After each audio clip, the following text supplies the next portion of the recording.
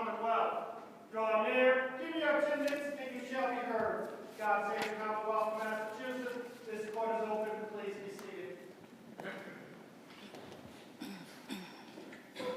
They gave me the child seat again. Good morning, everyone, and welcome to the Appeals Court. I am Chief Justice Amy Blake. To my right is Justice Suk-Young Shin. To my left is Justice Chauncey Wood. We are the panel who will be hearing the 6 cases on today's list in this session. I know most of you have been here before, but just a couple of reminders. Each side is permitted 15 minutes of argument. There is no rebuttal. I think there is one case in which they're splitting time, and we'll discuss that when we call that case. If your case is impounded, please remember to follow the rules of impoundment as to your particular case. I can assure you that we have read all of your materials, so I suggest that you get right to your arguments. We will likely take a break after the 3rd case for about 10 or 15 minutes, and then we'll resume with the rest of today's list. I will now call our first case of the day, Commonwealth versus a Juvenile, docket number 25P851. Counsel, good morning. Good morning, Your Honors. Laura Krismer for the Juvenile. I wanted to start this morning with the argument that it was an abuse of discretion or a significant legal error not to grant the juvenile an evidentiary hearing in this case. As you are aware, the standard is whether the individual has raised serious issues and the adequacy of the showing of those issues. As the record reveals in this case, not only did we have an affidavit of trial counsel who was a staff member of YAD and had access to their file and all of the materials in their file, but we also had an affidavit from the trial panel director regarding the status of the performance standards at the time in 2011, and we had 2 affidavits of practicing attorneys in that court at the time. So accepting that these were the performance standards at the time, and accepting, for the sake of argument, that defense counsel, who was very well trained and a CPCS lawyer, didn't follow the performance standards, as she says in her affidavit, how is that relevant legally to the question before us, whether the plea was knowing, intelligent, and voluntary? Is there a case, do you have precedent, that failure to follow performance guidelines is significant to that question, or alternatively to ineffective assistance? There is not a case on the performance standards per se. As you are aware, the performance standards are sort of the baseline for all of the attorneys, and it's sort of looking to that and giving what we were trying to do is give some historical context. At the time when this plea happened, it was just about a year after the big immigration case. We were all very focused on the immigration issues. So I would suggest to the court that at the time, there was an awareness of this. As I say in my reply, I give the waiver of defendant's rights from the Superior Court, and as a regular course, at least in Hampden County where I have sat in Superior Court, as a regular course, individuals are advised about both subsequent offender and ACCA violations as a future consequence. So they're not considered collateral, which is basically the Commonwealth's argument on that. What was the prejudice? The prejudice, Your Honor, is that was where the public records request came in. So the question that I was trying to answer by the public records request is, okay, so what? So is this even relevant? Do we have our kids indicted as subsequent offenders? And the answer to that question is yes, they are indicted as subsequent offenders. And so the prejudice really has to do with the knowing and voluntariness. But doesn't the prejudice have to be to your client? And so here, he got a beneficial plea deal, did he not? I would disagree with that assessment. That's certainly, I would disagree with that assessment. I certainly think that in terms of not being indicted as a YO, it was a beneficial plea. Dismissed an armed assault with intent to murder, to me that's significant. Yes, it is significant. I don't disagree that there were some significant concessions on the part of the Commonwealth. But I guess what I'm suggesting to the court is you have to look as a whole, not only to those issues. As a whole, if he submitted in his affidavit, and I think he would testify that at the time, he thought that by getting rid of the YO indictment, that was going to preserve his future. And that's where the public records request comes in to say that's actually inaccurate information that he was given, you know, both by his trial counsel. But at the time that they didn't proceed with a YO, he had a subsequent armed assault with intent to murder, right? It actually came before this one. I'm sorry, it was open, it was pending. Open, it was pending. It was involved, just for the court's reference, it involved his brother. The brother was 7 years older. He was intoxicated. He came at my client, and he defended himself, essentially. That was his position on that case. How do you respond to the Commonwealth's argument that because of the passage of time, the file is gone? We have no idea how strong the Commonwealth's case would have been if the case had gone to trial, and that should be held against your client. What I would say is that the passage of time alone should not be enough, and that was really all the Commonwealth had. No, but to assess prejudice, don't we need to know how strong the Commonwealth's evidence would have been at trial? Right, and that's why we put in, trial counsel had access. She was a YAD staff attorney. They keep their records just exactly for this reason. They had access that there was no gunshot residue that was found either on my client or the other young man who was charged in adult court. There was no fingerprints on the weapon. So, and in terms of those issues, this is a young man who was 400, I think I calculated, he was 403 feet from his house, a little over a block. Yeah, but there are two different issues to me. We have a little bit of information about an identification. We have this reference, and I think the 1-1 in the first police report, to an identification and no further information. And then we also have the location of the gun, which is very fuzzy, but at the fence. Yes. If it meant, but what I'm getting at is, with further information, the Commonwealth absolutely could reasonably be expected to have given more precise information. So depending on what this ID was, and depending on where the gun was found. If it was found at the very spot where these two fellows were climbing the fence, that's a bad fact. Yeah. And so, in other words, all of that is maybe in the Commonwealth's file, but the Commonwealth, understandably, in this case at least, had destroyed their file. So I'm echoing Justice Shin's point very specifically. I see the problem with that. I guess my thought on that is where there's a potential for a subsequent offender litigation, I do think there's some onus on the Commonwealth to keep these records. For how many years? I would suggest 20 years at least. I You don't. don't have to keep taxes that long. That's a good point. I mean, isn't Excellent there point. there's always going to be a possibility of a subsequent offense? There is, and so that goes to kind of a separate issue, but in this case, I think what we can rely on is the file from the trial counsel, Attorney Bowden, who had all of this information in terms of her investigation, in terms of there was discovery that was exchanged. This was at the point where all of that discovery, Justice Wood, what you're discussing, I would think normally in the normal course would have been provided. If there was identification, that should have been provided as part of the mandatory. Wait, sorry, I just got confused. If that was provided in discovery and you still have the defense attorney's file, Yes. then you know It's the not answer to there. that. Right. That's so, what the affidavit. Right. So, I mean, but this was a plea, and so maybe we don't know for sure that the discovery didn't exist. If what you're saying is because it's not in the defense attorney's file at the time of the plea, therefore we can say with certainty that this evidence didn't exist, I'm not accepting that principle.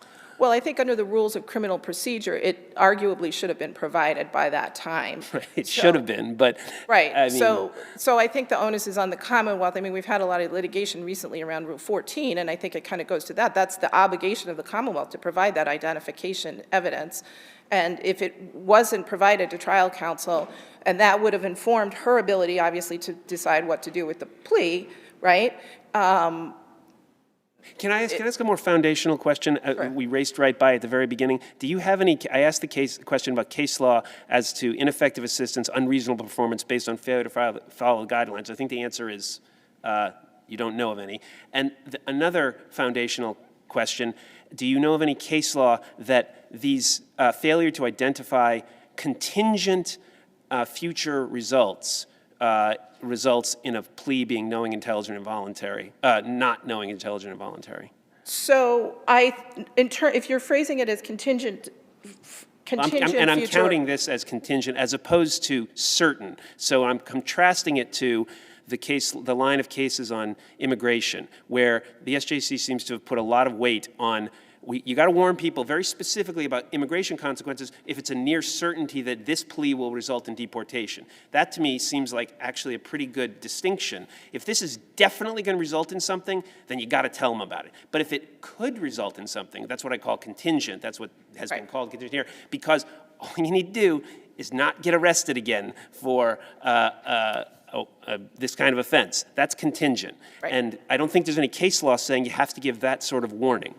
I think that this is where we are. I think you've put it right in the middle. It is the immigration, although at the time of the immigration it had to be a definite, and now we're much more, everybody's warned of it. In this plea, he was in fact warned. Warned of what? What's it? You said it. I'm sorry, the immigration consequences. Yeah, right, okay. So we've gone the other way and said we say it to everybody now. Everybody that comes before the court on a plea is told about immigration consequences, regardless of whether it's relevant to them. Whereas what I'm suggesting to the court is that when somebody, anybody, but it's particularly a juvenile, pleads to a firearm offenses, if you have another possessory firearm, it's pretty sure you're going to get a subsequent offender. There's no question about that. It is. Wait, sorry, no, well, you've confused me anyway. In this case, the other offense he had was the prior offense, so it's not going to be subsequent. What you said, what did you just say? It's certain he's going to pick up a third offense? So you were making a distinction about contingent consequences. Right. And I guess what future charges. Future charges. So I'm looking at anybody who's before me right now, I'm the judge with a firearms offense, that they need to be advised in order for it to be knowing and voluntary, that if you pick up a gun again and you don't have a firearms, license to carry, the consequence is a near certainty. Why do they have to be advised? Hasn't the SJC said otherwise? No, I don't believe so. Well, they've said so in the context of collateral or contingent consequences that does not render a plea not knowing and voluntary. I think they've said it in other contexts, Your Honor. What makes this different? What makes this different? Well, for one, there's two things that make it different. One is that we're dealing with young people, juveniles. Yeah, and although I don't really understand that argument. So the cases you're relying on are cruel and unusual punishment cases. Yes. Right? So what is the hook here?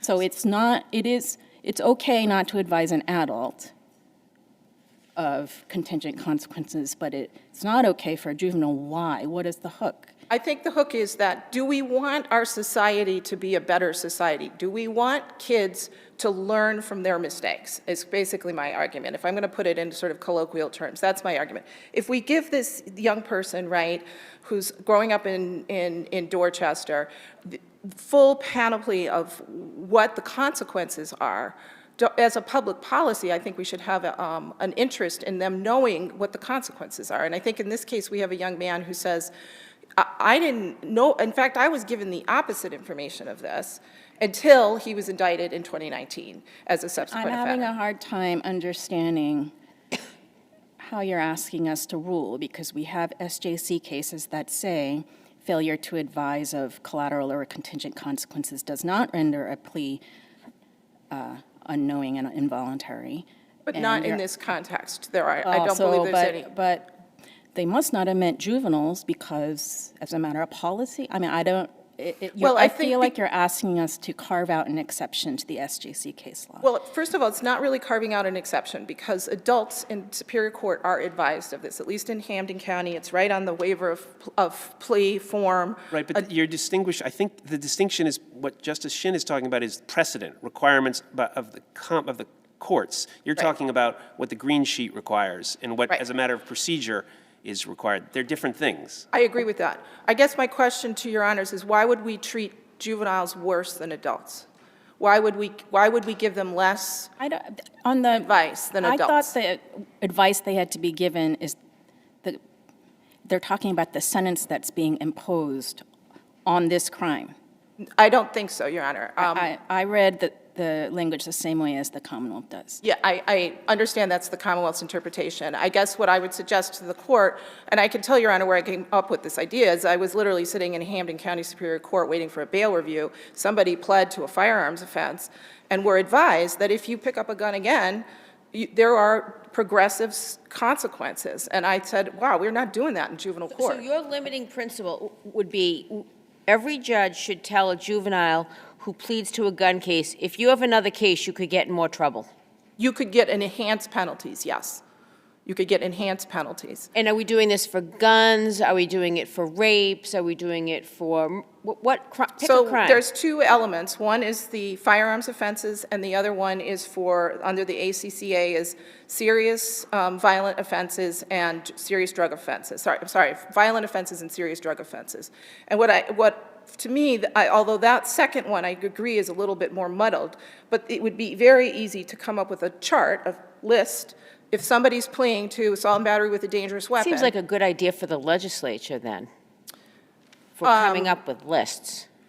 I think that would be the administrative office of the trial court that would give that to the trial court judges. Like they have the judicial book that gives, when you're doing a plea, you have to do these elements. But you're saying we should in some way codify it through case law. So a checklist from the administrative office, that just isn't the same.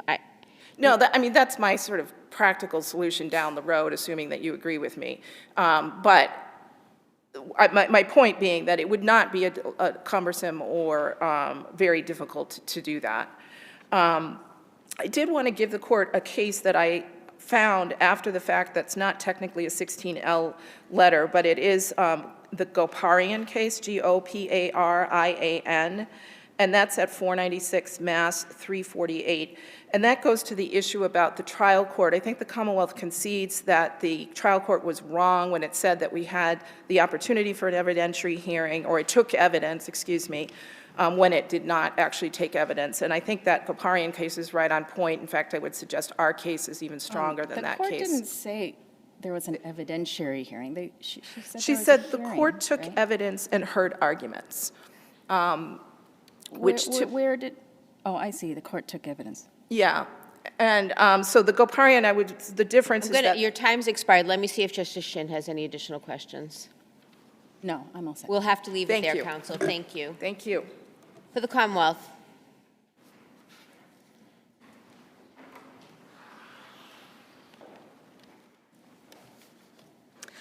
Good morning. May it please the court, Lindsay Conkey for the Commonwealth, asking this court to affirm the motion judge's decision. This case is really straightforward, and all of the issues that my sister raises, while, as you pointed out, maybe interesting policy discussions, they are all failing under settled case law. So I will address them just in order that they were raised. But so beginning with the due process issue, as you already pointed out, enhancements triggered only by future criminal conduct are contingent as a matter of law. So therefore, there was no duty to warn the juvenile of any future enhancements he may receive, because that is a contingent consequence.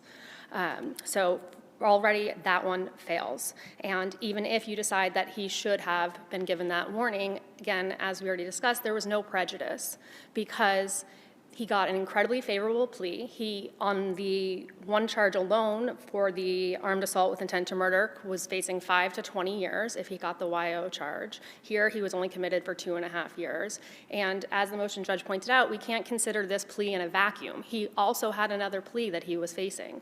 So it's not a reasonable inference to think that he was not considering all of those potential consequences, in total when he decided to take this plea. Moving on to ineffective assistance of counsel, again, there is no requirement for an attorney to warn of those consequences, the collateral consequences. What do we do about what appears to be Judge White's erroneous handwritten notation on the motion? I'm sorry, which that notation? says that she heard evidence? I don't know that she said she heard evidence. I believe it said that there was evidence, and that can include documentary evidence, which was provided at the hearing. That is how I understand. But she did also say that no live witness testimony was. Right. So to me, when I hear evidentiary hearing, that means that there was at least one witness who gave evidence. And so I don't believe that that's what she meant when she said evidence was received or taken. I don't remember the exact verbiage. So I don't believe that that is erroneous. But even if we want to go back to saying why it was not an abuse of discretion or error to not have an evidentiary hearing, as my sister pointed out, you need to have a substantial issue. Book evidence, you're saying that's documentary? Correct. The affidavits that she reviewed. In hindsight, it could have been a little clearer, but Correct, yes, but that is how I took that. There was the numerous affidavits, there was the dockets, the police complaints, all of those are documentary evidence. So if we want to talk about why it was not error to not have an evidentiary hearing, though, yes, they may have presented a substantial issue, but there was no adequate factual showing to warrant having the hearing where the judge did not credit the majority of the affidavits. And so there it fails at the front because there is no factual basis to credit the juvenile's argument there. If we move on to what I'm calling the brain science issue, the SJC has been explicitly clear that this only refers to sentencing considerations. It does not extend beyond sentencing considerations. It does not extend to a juvenile's ability to form the intent. It does not extend to plea considerations.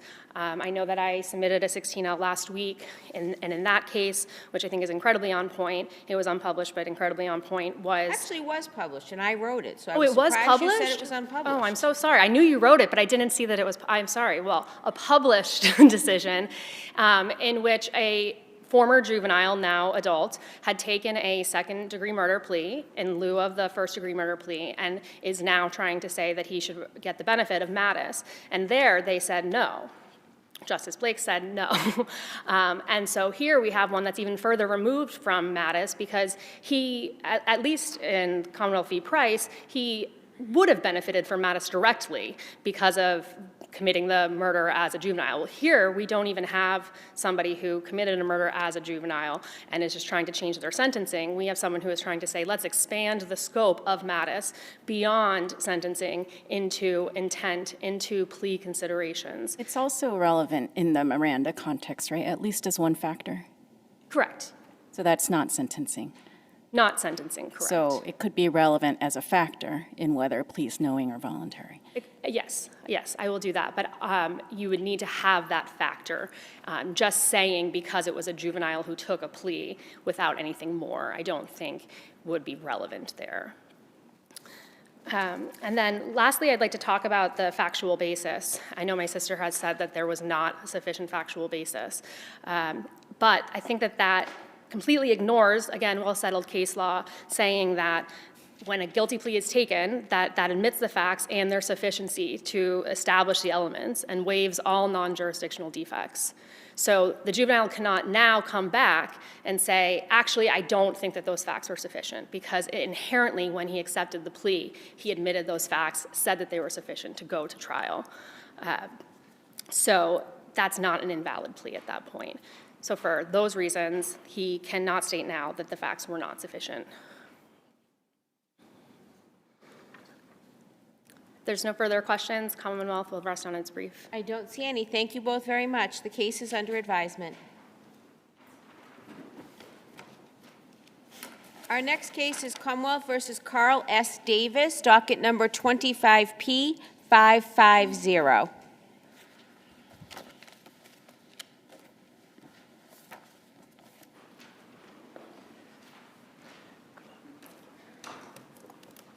Good morning. Good morning, Your Honor, and may it please the Court. My name is Dan Ciccarello, and I represent Mr. Davis, and he appreciates an opportunity for me to address you regarding his appeal. As you know, I think that the case comes down to two parts. One is the motion to suppress that was denied, and the second was the motions for required findings.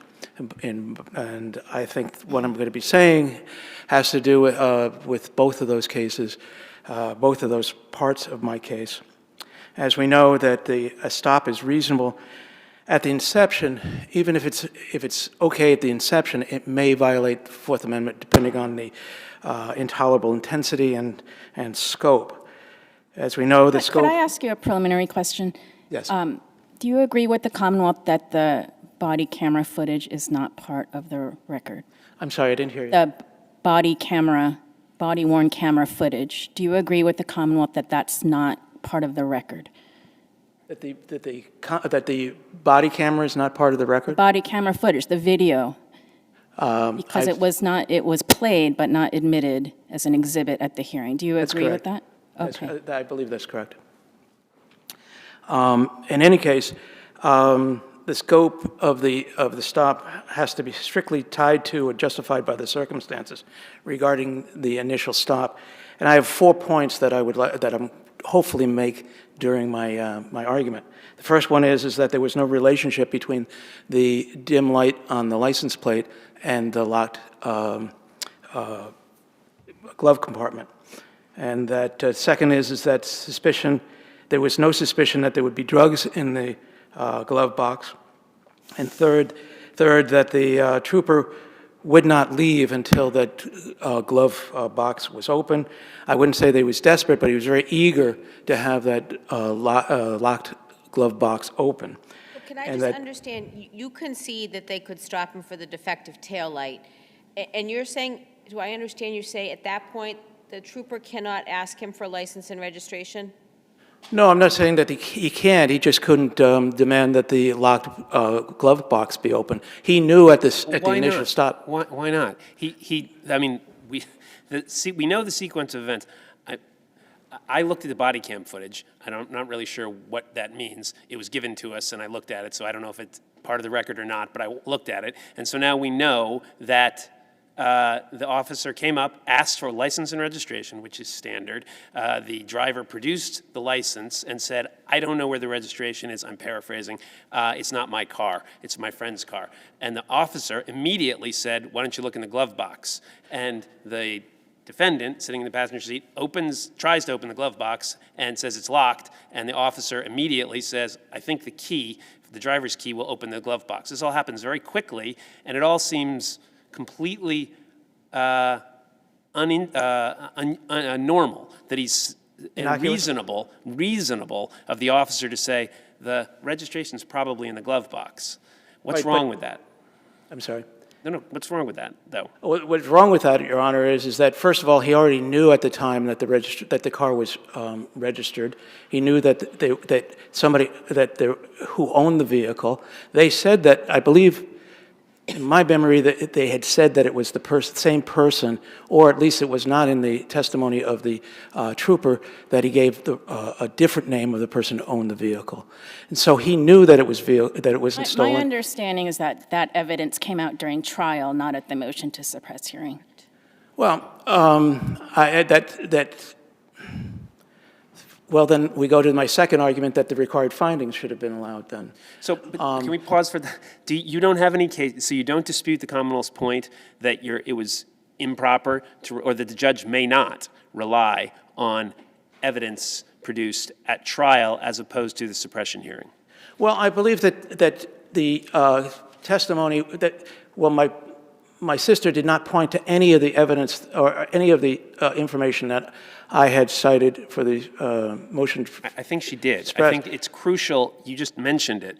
The fact that the officer knew before approaching the car that the car was registered, knew the name of the person it was registered to, and therefore knew that it hadn't been reported stolen and knew that the registration was valid. The officer knew all of those things we learned at trial, but not at the suppression hearing.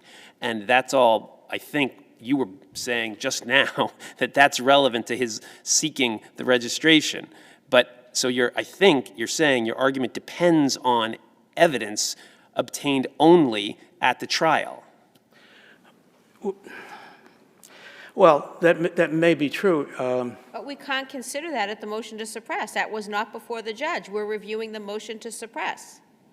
Well, I still think that the idea of asking to unlock the glove compartment was not appropriate. Was inappropriate. Okay, so on this motion to suppress transcript, tell us why. The reason why the motion to suppress should have been allowed. Why was it not reasonable for the trooper to ask him to open the glove box? We don't have the information we have at trial at this point. He does, as Justice Wood has described to you, the very brief exchange. Glove box doesn't open. He says, try the key. Why is that unreasonable? Why is that a Fourth or Fifth Amendment violation? Well, because the glove compartment was locked. It was another person's car. There is no reason for him to go into that. except to get the registration that he was being asked for. Right, but again, we go back in a circle, basically, because he knew it was not good faith of the Don't have cop. that information at the motion to suppress. That's the trouble. Well, Maybe you should move on to the sufficiency. well, certainly. I'll go on to the second argument. That there is that there was insufficient evidence for it to go to trial because the trooper knew that there was a lot that they didn't need to have the registration. It was a car that was owned by somebody else. There was no reason for him. There was no evidence that that Mr. Davis knew that there was drugs in the locked box. His mere presence in the vehicle does not show that he had any control or power over the items. It was a locked, he didn't have the key. You contest, I know you say it's insufficient, but I didn't see a specific argument where you contested intent to distribute. Well, I think that, In other words, if we disagree with you and conclude that it was constructive possession, I didn't see you challenging the intent to distribute. well, I think that it goes part and parcel with the idea that he didn't possess the drugs. So if he didn't possess the drugs, he wouldn't be able to, and he didn't have any intent to distribute those drugs. So you would have to show that he had some type of control over those items to be able to show that this possession. I'm trying to focus you on the Commonwealth's arguments on this point. They make 2 points. They make more than 2 points, but one is he gives a false name, which is, the Commonwealth argues, consciousness of guilt, and they find multiple cell phones, which I think a police officer testified as an expert witness is indicative of a drug dealer. What do you say about those 2 points? Well, they have nothing to do with possession of the drugs. The fact that he had two phones doesn't mean that he has any control over the drugs that were in the locked box. Doesn't necessarily mean that, but are you saying that's not a fact that the jury could have considered in concluding and in the light most favorable to the Commonwealth? Are you saying that's an irrelevant fact to his relationship to those drugs? Yes, I think that first you have to show that he had possession over that he had control over the drugs, and then maybe you'll be able to say that then it's another factor. But that's not that's not how they it would have to get to the jury. I mean, you have to go to the jury to be able to show that he had control over the drugs. Right. The jury, I think you're saying the jury could not reasonably have inferred that the passenger and the driver knew that the drugs were in the car, had placed the drugs in the glove box, and had locked the glove box just for security. The fact that it was locked means that the jury could not infer that they put them in there and locked the glove box. That's your argument? That there was no evidence that he had done that. There's no evidence that he knew that the drugs were in there. He's sitting no evidence. A foot from the drugs. What? He's sitting a foot from the drugs. But it was a locked box. We don't know when that was open. There was no evidence. There was no fingerprints that he had on any of the parcels of the bags of the drugs. There was no evidence that there was any fingerprints inside the So you think that's a break in the causal chain. So the fact that he gave a false name and/or that he had multiple cell phones is just irrelevant because they hadn't first proved that he had control over the drugs. That's correct. Okay.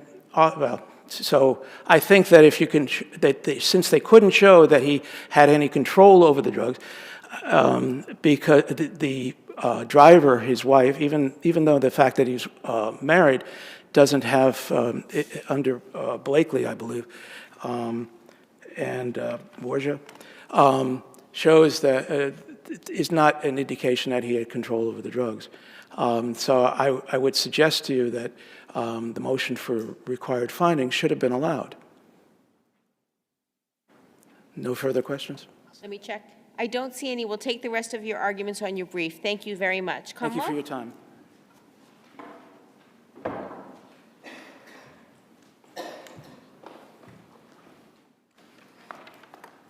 Good morning, Your Honors. May it please the Court, Cynthia Payne for the Commonwealth. The Commonwealth is asking that this Court affirm the denial, the motion judge's denial of the defendant's motion to suppress and affirm the judgments of conviction. Here, this was a routine traffic stop that lawfully escalated, which resulted in the seizure of 144 packets of fentanyl.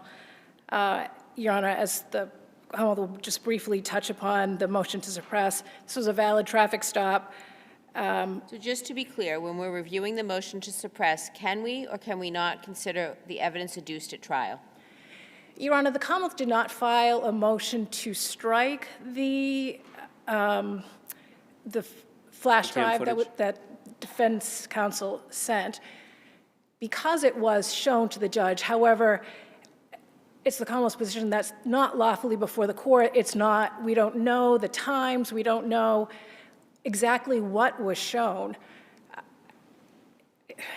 I thought if I filed a motion to strike that this court would probably watch anyways. So the Commonwealth, Don't ever assume that. I'm sorry? Don't ever assume that. But I guess putting aside what's on the video, your brother's brief in some ways mixes and matches facts in the motion to suppress section with what was adduced at the motion and what was adduced at trial. Yes. Is it your position that we can only consider the evidence at the motion to suppress?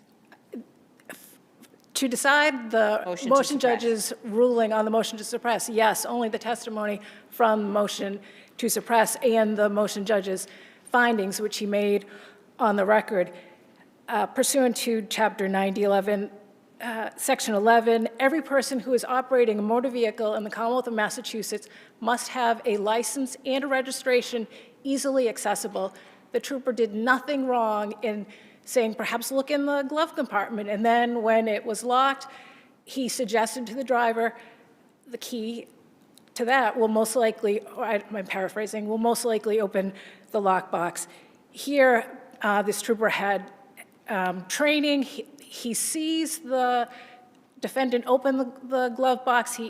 In the trooper's words, he thought the defendant was shielding something, and he immediately sees these purple bags that, based on his training experience, he believed to be wax packets of some kind of drug, either heroin or fentanyl. And everything from there progressed, I would suggest, lawfully. Once the trooper saw that, there was reasonable suspicion, which led to probable cause. Is it unusual for video to be played at the hearing but not actually offered in evidence? I would suggest that Because the judge made findings based on the testimony and the footage, but we're not supposed to look at the footage? I would suggest in the normal course, certainly the body cam and whatever was played should have been offered into evidence. I would suggest that was an oversight by the prosecutor.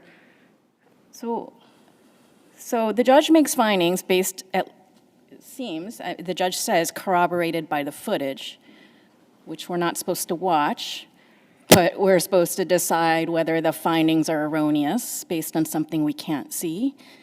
I would suggest that the judge's findings, albeit on the record, were fairly detailed. The motion judge clearly credited the trooper. Well, I'll just give you an example of the difficulty we're facing. Again, I've already admitted it. I don't know what's going to happen, but I watched the video. I disagree with the characterization.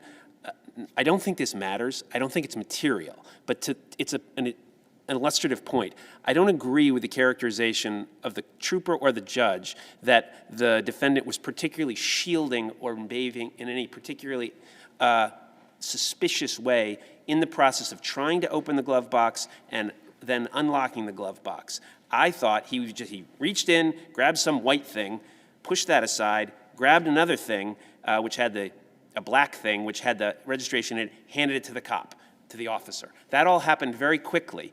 I don't think there was any material inculpatory information to be gleaned from that moment. The only way I could develop that opinion was by looking at the video. And so it seems crucial that whoever is supposed to introduce things, shows things to the court, that they be introduced into evidence. That is my takeaway from this. again, the Commonwealth would concede that that was an oversight, that that should have been admitted. Nonetheless, troopers testify, officers testified based on their training experience in what might seem not very, somewhat innocuous or not very relevant to just a person watching who doesn't have the training experience that a trooper who has, Let me give another example, and I will say I have not watched the video. But let's say, hypothetically, the video shows the trooper saying, use that key and open that glove box. Okay, so let's say it contradicts his testimony that all he did was suggest, oh, well, the key could open the glove box. How do we assess the judge's findings without having the video? I think it's difficult in a very short clip to evaluate that sort of thing. When a trooper is before a judge, I mean, this is why courts rely on the judge's credibility But determination. normally we have the video, and if the video contradicts the testimony, the video controls, right? I would say that's not necessarily the case, and there's a case in my brief where video is submitted along with testimony.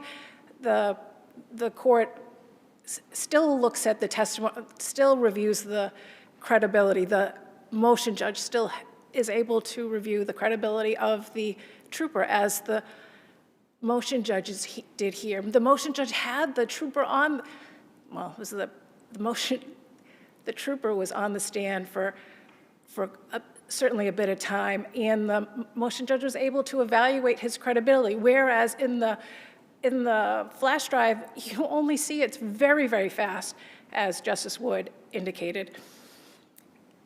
Wait, sorry. Sorry, we're beating a dead horse here, but if we all agreed, there's some things we agreed to. The judge looked at least some of the video, and the judge made findings that were informed by the video. So if you're suggesting that the judge assessed the trooper's credibility in a vacuum without considering the video, that seems wrong. I'm not sure if that's what you're saying. No, it seems clear, though, that he assessed the trooper's credibility based on the testimony, the live testimony, and the video. I agree. And so if we're reviewing the judge's assessment of credibility, in part based on a video, which we're allowed to look at de novo, then it seems crucial. We can't possibly do the job that we're required to do without all the stuff that the judge looked at. Are we arguing about that? I don't think the Commonwealth concedes that should have been submitted, right, Your sorry, Honor. yeah, okay, thank you. As far as sufficiency, What's your closest case on sufficiency? What's your best fact pattern? I would say I like the Craps case, which references the totality of the circumstances. Here we have the defendant is the front seat driver. His wife is a front seat passenger. His wife is the driver. He opens the locked box. His wife gives him the keys. The Commonwealth would argue that he was shielding. He certainly didn't just pull everything out of the glove compartment. Both he and his wife, the defendant and his wife, were like, I'm not touching that. When the trooper said, what is that? I'm not touching that.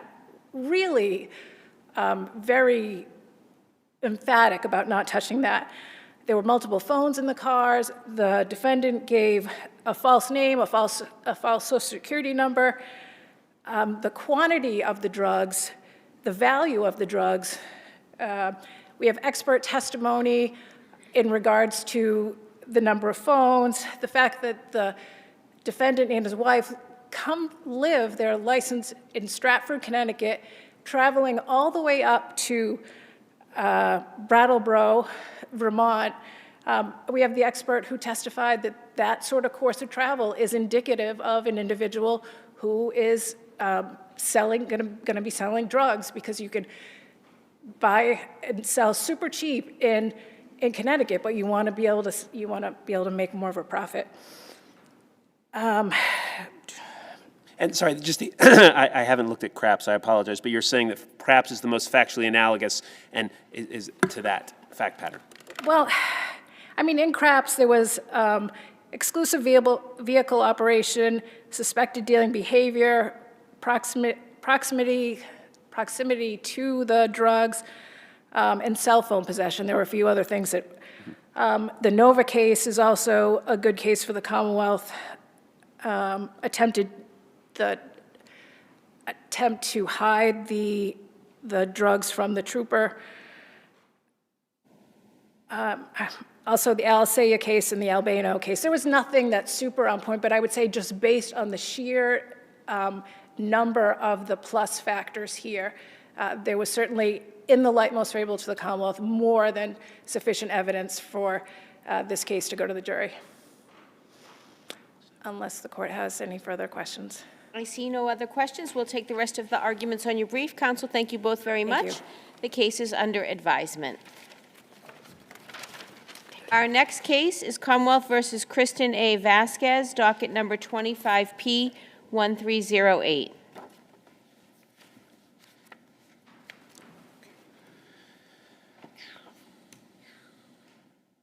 Before you get started, is case 4 here? Everybody's here on case 4? Okay. We might be able to get one more in before the break. Chauncey, can you make sure case 4 is in the courtroom if we may get to that before the break? Counsel, I apologize. When you're ready. Well, thank you. May it please the court, my name is Charles McGinty. I'm appearing for appellant Kristen Vasquez. We ask the court to reverse the order of the court below and to enter required findings of not guilty on counts 5 and 6. Lieutenant Toledo saw 3 persons enter a car. Moments later, his car was struck by that car. As he approached the front of the car, his immediate attention was drawn to the front seat passenger. The passenger was, quote, reaching toward the driver's side of the vehicle, unquote, and Toledo warned his fellow officers, watch this guy, quote, unquote. Toledo was concerned that the passenger might be concealing a weapon. Footage from the police body camera captures the passenger's actions exactly as the police saw it at the time they approached. It was furtive. It was directed to the place where the firearm was ultimately found. That same passenger, moments later, or a short time later, fled unidentified. In ever-repeating cases, Commonwealth versus Than, Commonwealth versus Cotto, and similar cases, such evidence is sufficient to sustain conviction against the passenger. Here, however, it was the driver that was charged, my client, who had entered the car only moments before, had made no furtive movements, and where nothing in the car was associated with firearms, nor was she at any time associated with firearms. Now, the Commonwealth here has to prove not only that she knew about the firearm, but that she had the power and the intention to exercise control over the firearm. So where is the evidence that she had the power and the intention to exercise control? It was the passenger who controlled the firearm, placing it at her side to exculpate himself. And where was her knowledge? Counsel, do you agree that where the gun was placed, it would be difficult for anyone except the driver to see it? I would suggest that no one saw that firearm. I would suggest that when police began their search of the car, and they did it fairly intently, after the passenger was removed from the car. That wasn't my question, though. My question was, with the placement of the gun, was it difficult to see for anyone? You're telling me it was difficult for everyone to see, except the driver, right? No. Why? Because, and we look at the video and it tells us exactly why. When the police were in the car, one officer is in the car, he's hovered over the console. At the time he's doing it, he has a flashlight in hand, which the defendant did not have. By the way, the defendant had gotten in the car moments before, so in the darkness of night, she gets in the car. Moments later, it stopped, and after the police begin their examination, the officer that's in the car is over the console, and he's pointing his his flashlight down over the console, and the other officer is, at that point,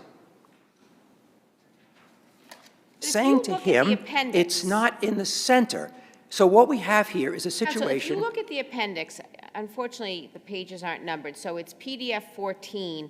There's numbers 4 and 5, handwritten, and the next page is page 15, handwritten number 6. You see the butt of the gun, the black butt. Right. So after the police begin their inventory search, they take some photographs. Are you saying they moved that gun? I'm not saying he moved the gun. I'm not saying they didn't move the gun. But if you're What- the driver, from this photograph, isn't the driver's left leg over that black butt of the gun? No. And if the court would indulge me for a moment, she's in the car for, as the Commonwealth says in its brief, moments before the police approach the Well, car. she jumps out. Well, she doesn't jump out. She's anticipating their coming. And by the way, on the issue of whether she had knowledge that the gun was there, at the time the passenger is moving the firearm, she's turned to her left, so he's turned in the direction of the console. His body is moving toward the console. She's turned toward the door. You could see her hands. You could see something in her hands, which may be the identification. But you could see she's oriented toward the door in anticipation of the police officer coming over. What's going on behind her back, she is indifferent to. She shows no physical indication. Doesn't potentially, again, light most favorable, jump out of the car to distract from what's happening with the firearm? No, she's jumping out of the car because she just had an accident, and customarily, for all of us that have occasionally been in accidents, our first inclination is to get out of the car and sort of attend to what the problem was because we just caused an accident.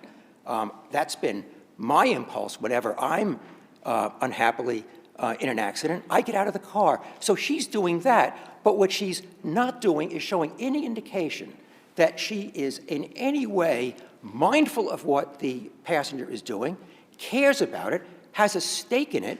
She's utterly indifferent to that. So instead of having what you'd expect is some nervous concern about the gun if she knew it was there, instead she's turned away, she gets out of the car, and if you watch the video, she immediately gets out of the car and she says to the officer, I'm sorry, I hit your car. He says, go back in the car. She immediately gets back in the car. She responds to questions. He then says, get out of the car again. And she gets out of the car. When she gets out of the car, she moves behind the driver's door. She moves back to the driver's side rear door, not I obstructing. need you to stay closer to the microphone. I'm sorry, but not in any way obstructing the view of the officer, Lieutenant Toledo. And interestingly, Toledo then is, for the most part, leaning over. You see his body orientation because of the camera. He's fixated on who? On the passenger and what the passenger's doing and where the passenger was. Can I pause? I think that around that time, accepting everything you've said, that was my recollection as well broadly, the driver has now shifted maybe behind the column behind the driver's side door, as you made, and the officer's admittedly talking to the other officer. I think the officer, correct me if I'm wrong, the arresting officer starts asking her perhaps something about they have an engagement, and she says something to the effect of, are you looking at me? Yes. There's a disconnect. He is not looking at her. It seems from the recording that he is talking to the other officer who's doing the search. And do you think that that is fairly characterized as her attempt to distract him from, the arresting officer, from engaging with her and searching the driver's side area? No, because where she's standing, she's gotten an instruction. She's to watch his finger. Right. And as she's watching his finger, you look at his orientation of his body. It's toward the car with his flashlight, looking inside. He's not paying attention.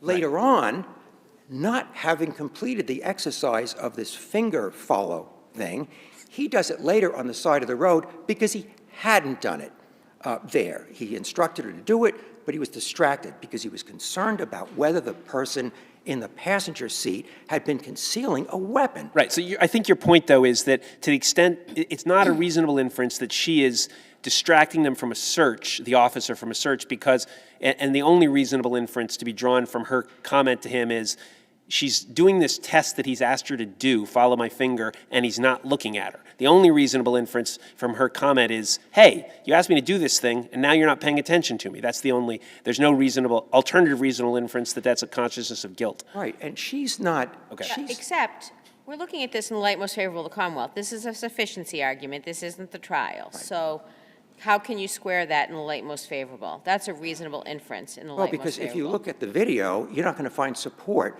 for what the Commonwealth, I would say rather generously trying to interpret facts, characterizes as obstruction. She is standing away from his point of view as he's looking into the car. In their brief, they talk about how she obstructed his ability to conduct an investigation throughout the OUI investigation. That's the characterization in their brief. If you look at the video, there's none of that. She's polite. I mean, that's what he testified. He expressly testified that she was trying to obstruct his view into the car, and then the judge seemed to credit that. And you're saying we cannot rely on that testimony because it's refuted by the video? And Judge Shin, that's exactly the point you made in the last argument, that the video controls here. And if you look at the video, there is not a hint of her obstruction. I don't know that the video controls. The video is part of the evidence. Yes, that's exactly right. But in terms of the characterization of what happened, the video is very compelling, and it is an utter evisceration, frankly, of the claim that her behavior was obstructive. She was responding to questions. She was polite throughout. She didn't do anything that affected his ability to maintain his beam on the console while the other officer was over the console looking down, looking exactly where Chief Judge Blake, you addressed, which is, could you see the firearm? They're looking down, and they're in a position better than the driver. The driver, when she gets in the car for the moment she's there, is, if the gun was in fact in exactly that spot, she's astride it. He's over it. And well, can I ask you a related question? Because I'm actually troubled by the loaded aspect. Mm-hmm. Can you address the sufficiency of the loaded? Yeah, the answer to the loaded one is, well, obviously if count 5 fails and count 6 fails, the Commonwealth acknowledges that the ejector indicator was not visible. That gives up the game, because now we're talking about Brown. Under Brown, where Vasquez was not shown to have handled the firearm or to have any acquaintance with firearms, and where it's not possible to discern merely by observation whether the firearm was loaded, the charge has to be directed out. It strikes me that Brown answers the question completely. So in terms of count 6, I respectfully submit it answers that question. And one of the interesting parts of this is that you were seldom going to get a comment from a police officer that fairly characterizes the evidence here. At the point that the passenger had fled, one of the officers sums it up accurately, quote, "You know, that explains why your boy took off." It doesn't, I mean, talk about bad facts. I'm accustomed to them, having tried cases with bad facts. It's an unexpected surprise in a case to find it so neatly wrapped up by a police officer who's acknowledging the obvious. Well, but it's a constructive possession case, right? It is that, but in order for it to be a constructive possession case, there has to be some evidence to support the inference that she had control over that firearm. And unless the Commonwealth wants to escape from its own facts, and by the way, if you were an observer if you walked into this trial and you listened to it and you didn't know who the defendant was, you would assume she was the passenger. So much of the thrust of the Commonwealth's direct was about the passenger and what the passenger was doing. Can I ask you, and these are not the facts in this case, so I understand that, but front seat passenger, driver passing the gun back and forth, can they both constructively possess the same gun, passing it back and forth? They could if they were passing it forth, but there's no indication. what?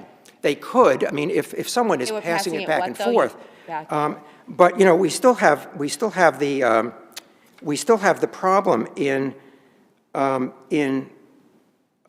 Romero, where the young man who was in the car knew the gun was there, but was not part of the passing the gun around.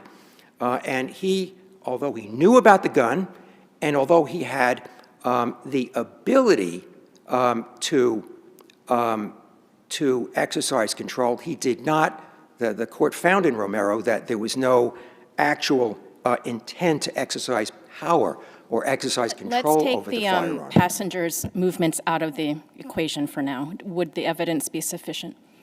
Well, if you take the passenger's conduct out of it, you are left with no evidence whatsoever. I mean, So the evidence wouldn't be sufficient to convict any of them? It would not be sufficient to convict. And, you know, here, you know, one can conjecture about what the facts might conceivably be, but conjectures are not the foundation for inferences. Inferences have to rest on some evidence. And the some evidence here was the stuff of every single gun case the Commonwealth brings ever, which is in constructive possession. He kicked, he shoved, he moved his hand, he pushed the gun under the seat. So we're going to actually have to leave it there. Your client's sentence was stayed because she was pregnant, is that correct? Yes, Okay, correct. thank you. Commonwealth?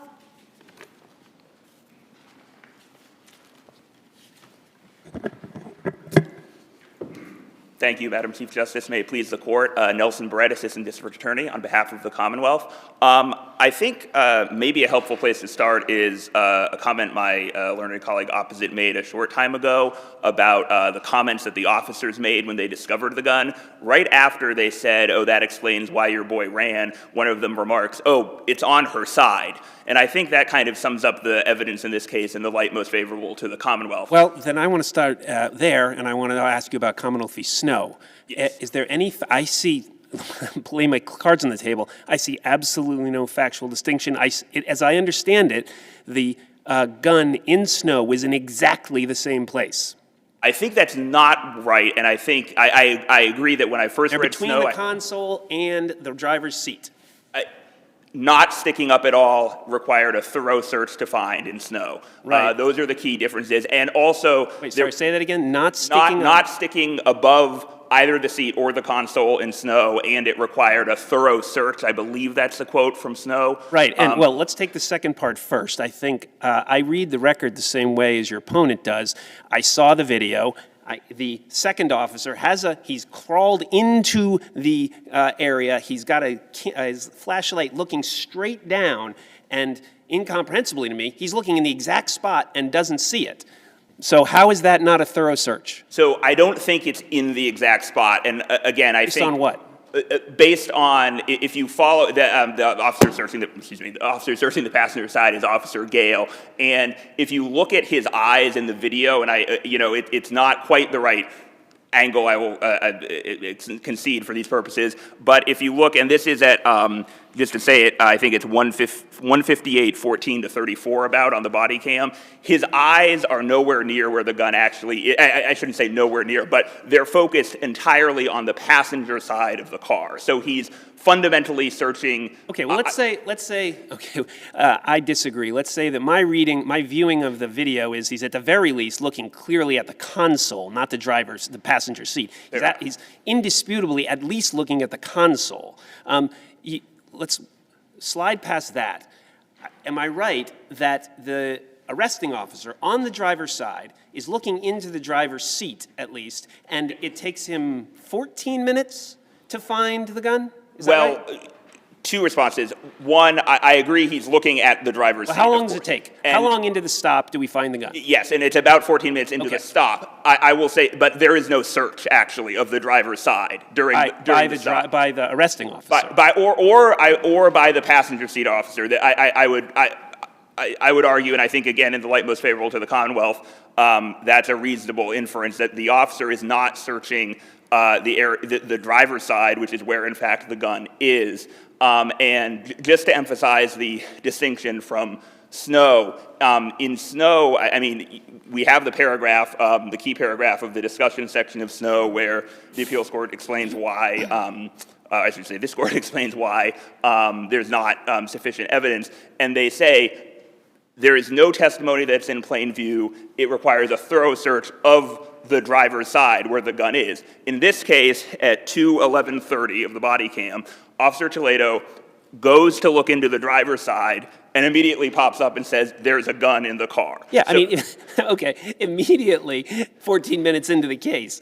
But looking at what's more interesting to me is record appendix 16. I guess it may be exhibit 8. It's got an 8 next to it. Mm-hmm. That seems to be the best photo of where this gun is. And we're seeing, and what draws my attention is when you talk about above or below, the first point you made about how this is distinct from Snow is that it was not here, it's sticking up. Whereas in Snow, it's clearly not sticking up. I look at this and I say, I'm not sure what you're talking about, because photo 8, to me, it's sticking a bit above the lowest part of the seat, but it's below the highest part of the seat. And more importantly, it's black, and the console is black, and it's dark out. And so the real material question is, could they see it? And it seems to me really, really hard to imagine how they could see it. I would point to 3 factors that I think make it I'll say this, that make it a reasonable inference for the fact finder to say that the defendant in this case could see it. Factor 1 is you see there's like a phone cord around the gun. I think that a reasonable inference from that is that the gun was there and, she was manipulating the phone cord there. Sorry. Well, your opponent in his reply brief says, no, it's not, the cord is not wrapped around it. The cord is lying next to it. I said, ooh, interesting. I went and looked, and here it is. Photo right, I mean, the photo, it's lying, the cord, which is the same color as the seat, beige, is lying parallel to the seat and is not wrapped around the gun.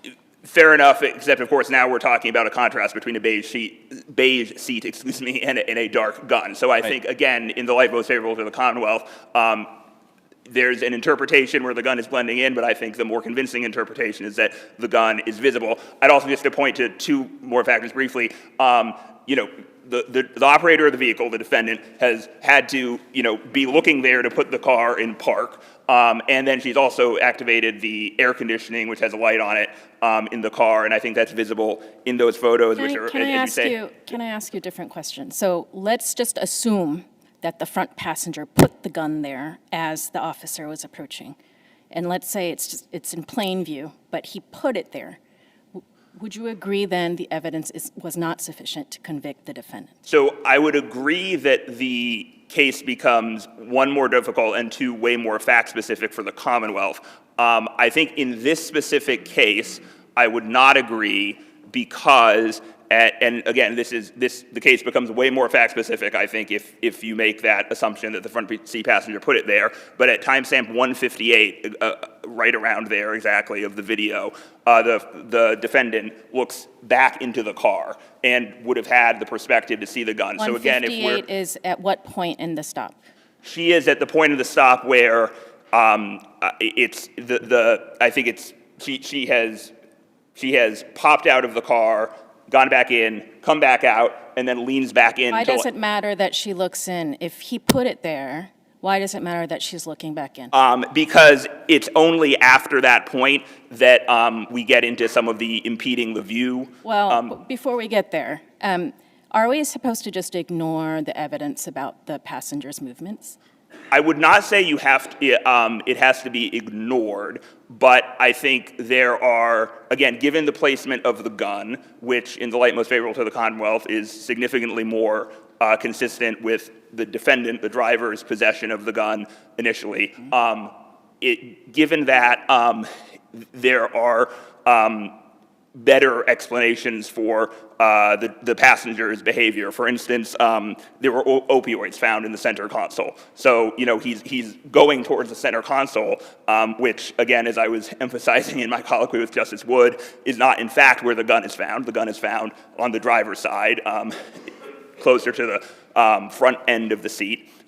So, again, I think in the light most favorable to the Commonwealth, the fact that the driver makes a furtive movement to his left does not in any way lead to the inference that... I mean, I have to say, watching the video, I see very little movement by the defendant that could be characterized as obstructing the officer's view. So I would point to three places in the video that I think confirm Lieutenant Toledo's testimony on this point. You have first 158:20.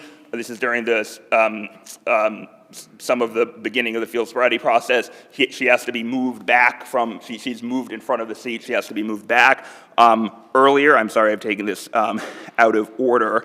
I believe, if I can find it, it's 157:57. She does something very similar before that. And then beyond obstruction, just in terms of her statements, there's the "Are you looking at me?" which conceitedly you could have different interpretations of, but that's, I think, has to be thrown in the light most reasonable analysis. And what's that cite? I'm sorry, that's 158:18. And then at 158:35, the Lieutenant Toledo asks Officer Gale, "Oh, it's not in the center console?" And the defendant, who's not being addressed, replies, "Nope." Yeah, I mean, that was pretty nonsensical. I mean, she's talking almost the entire time. What I see is an intoxicated person behaving like an intoxicated person would. It was completely nonsensical to me, the nope.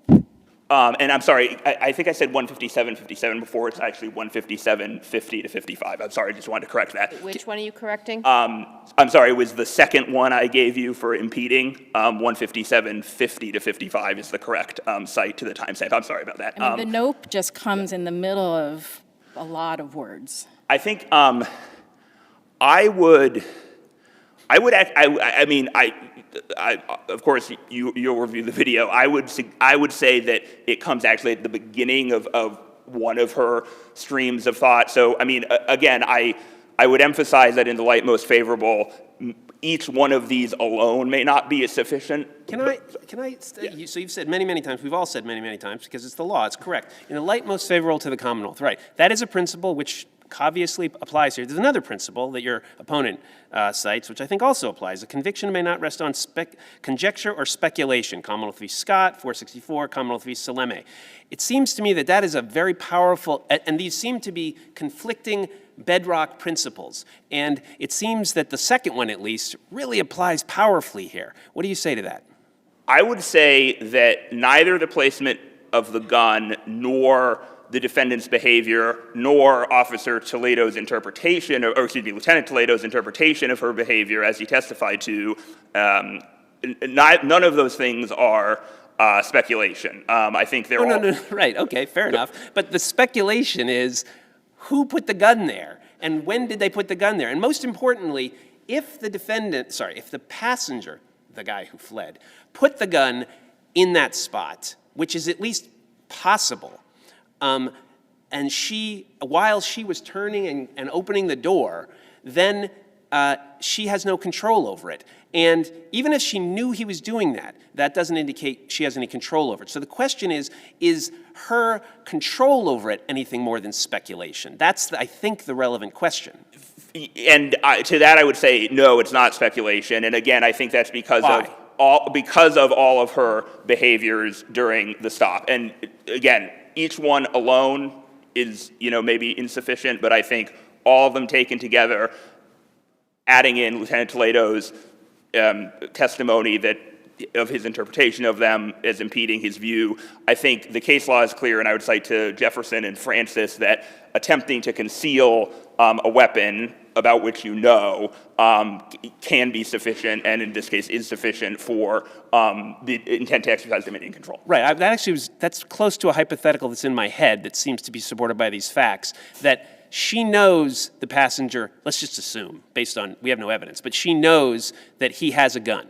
And she knows, she's just hit a police officer, and she knows what's going to happen next. And her passenger shoves the gun into this slot, and she's trying to help her passenger get out of this scrape. But it's never been her gun. She's never exercised control over it. In other words, that's Romero. She knows about the gun, but she's never exercised control over it.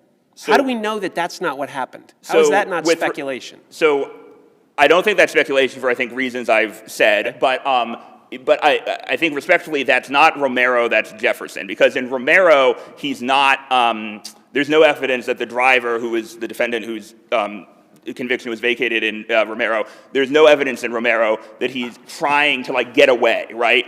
Or in otherwise conceal it.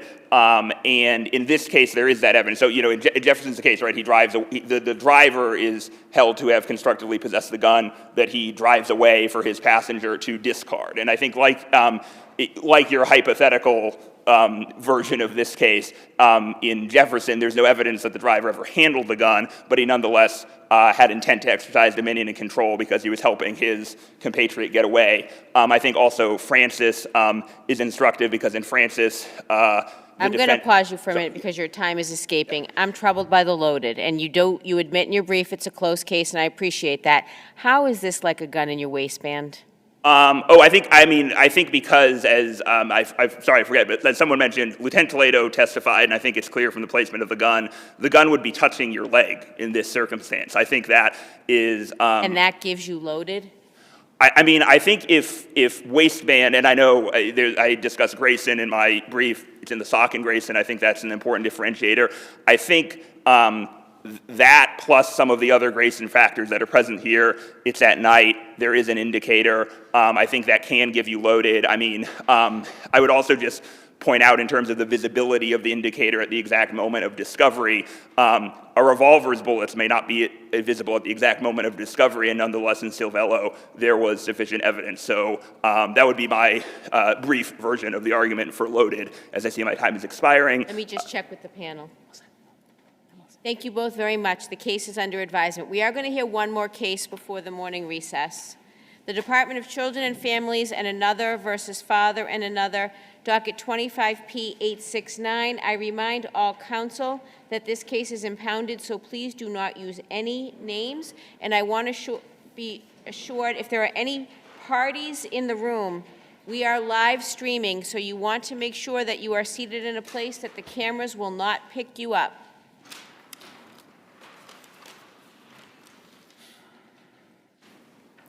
Who will we miss? Oh, there she is. Okay, hold on a moment. Counsel, when you're ready. Thank you, Your Honors. Good morning. May it please the Court. Attorney Megan Deely for the appellant father. I'm successor appellate counsel for Attorney Kirschway.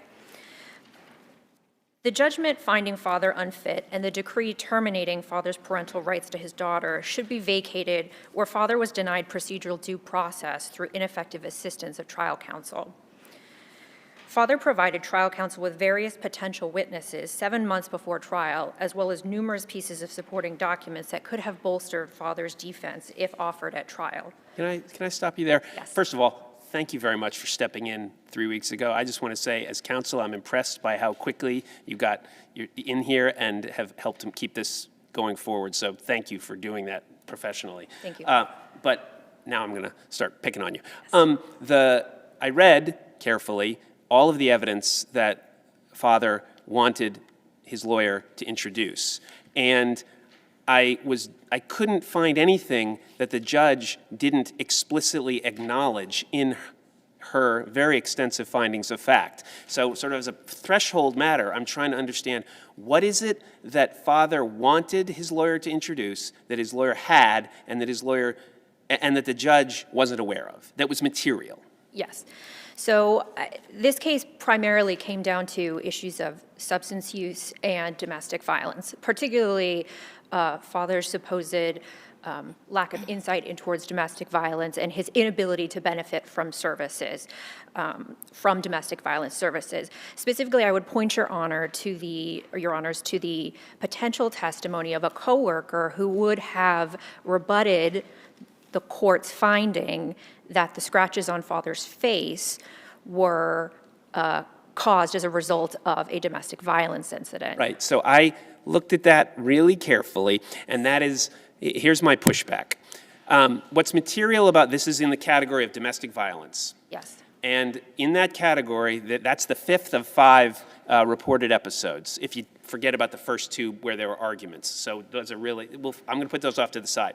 Number 2 and number 4 are the most problematic for your client. I'm sure you're aware of them. And they're most problematic because there's physical corroboration of injury, grandmother bleeding and wife, or mother having, I can't remember the exact thing, but perhaps even more problematic for father, consciousness of guilt. In the first instance with grandmother, flees to the convenience store, and in the 4th episode, hides in a cubby hole or something near child's bed. And so I think that notwithstanding that he is later, those criminal charges are dropped, it is improper for him, as he says in his affidavit, to demonstrate that he didn't do those. That's just not even close to right. But the bigger point to me in this context is, okay, there's a problem which you need to address, and that problem is domestic violence in front of child. And how do you address that? You get treatment. And his approach seems to be, and please correct me if I'm wrong, from the jump, no, I didn't do that. I am not a domestic abuser. Therefore, there is no problem. Therefore, I don't need to address this, and this is all stale. So the biggest point, though, is staleness is in our case law, Commonwealth v. Rona. And if you don't address the problem that everybody else says is there, it never becomes stale. That's the core of the problem for me. Right. And therefore, all of this makes that 5th point really beside the point. So that's what I want to talk about. Sure. So the father did, in fact, engage in treatment. His action plan for a long time stated that he needed to participate in either domestic violence education or anger management. And he did engage in anger management. In particular, he engaged in anger management starting around the time of this alleged May 2023 incident. The first class was in June until October 2023, when he successfully completed the course. So, but the court seems to rely in findings 123 and 124 on the May 2023 incident as evidence that father had not benefited from services, specifically anger management services. However, that reasoning is a little bit faulty because he had only just begun anger management service. He'd only done an intake. So does it matter that the last of the 4 incidents that I'm focusing on was in 2021, and it takes him 2 years to get to anger management with, I think, the trial sort of getting close, and that I can't remember which is which. One of them is a 4-hour class, a single 4-hour class, right. and one of them is 10 classes. I can't remember which. The anger management was 10 classes. Is 10 classes, right. Does it matter that, I mean, is the judge, I think that's the right framing, is the judge appropriately, in her wide discretion, permitted to consider these facts, that it took him 2 years to get there from the 4th episode, and that they're pretty short? Yes, the court can consider both of those factors, but I think the court also needs to consider, and the evidence that father would have provided through his various witnesses and potential evidence would be to show that what he did benefit, how he benefited from services, that he did benefit from services. In fact, the department's own foster care review report found that he benefited from services 2 months prior to the beginning of trial. The fact that there was a delay, yes, it's relevant, but the point is that there was evidence that he did benefit from services. There could have been much more evidence showing that he benefited from services, that the May 2023 incident was in fact a noise incident, an argument, and that the face scratches were not a result of domestic violence. So ultimately, that means that there were no allegations of physical domestic violence from August 2021 until the time of trial. And the issue at trial is whether the department could show by clear and convincing evidence that father was unfit as of the time of trial, which comes down to... Here's one of the issues I'm having. Yes. In the judge's summary of the evidence, she really seemed to focus on the parents as a parental unit, right? And made a finding that despite their protests to the contrary, that they were still together.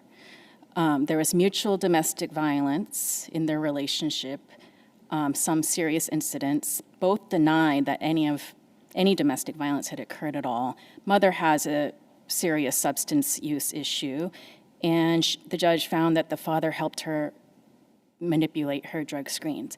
So given that, why couldn't the judge, so the judge concluded that the child would be put back into the same home environment as before if the judge were to give custody back to the father. So why is that wrong? So Your Honor raises a good point. The parents were together for an extensive period of time, and then while separated, they were stating that they were separated, seeking to co-parent. So they were, in fact, still having regular contact. Some of these witnesses that father hoped to put forward would have been to hopefully demonstrate that while they were still having contact with one another, they were no longer in a relationship. Mom was no longer in the home. Yes, her name was still technically on the lease. That doesn't mean she was necessarily residing there. Is there any evidence that those witnesses were disclosed to trial counsel before the eve of trial? I believe there were a number of potential witnesses disclosed, and most of this evidence was disclosed in September of 2023, 7 months prior to trial. Well, the email shows there were some documents that were turned over, but as far as these witnesses, I didn't see anything, first, that described the witness's testimony in any specificity, what the testimony would be, or that there was any evidence that they were disclosed earlier. I think the evidence would be from those September 2023 emails, which included, if not the names, potentially identifying information for potential exculpatory witnesses, which counsel could easily have investigated. And he did have a duty to investigate, which he did not fulfill. Can I Yes. zero in on that? So finding of fact 26, and this is sort of back to my original point.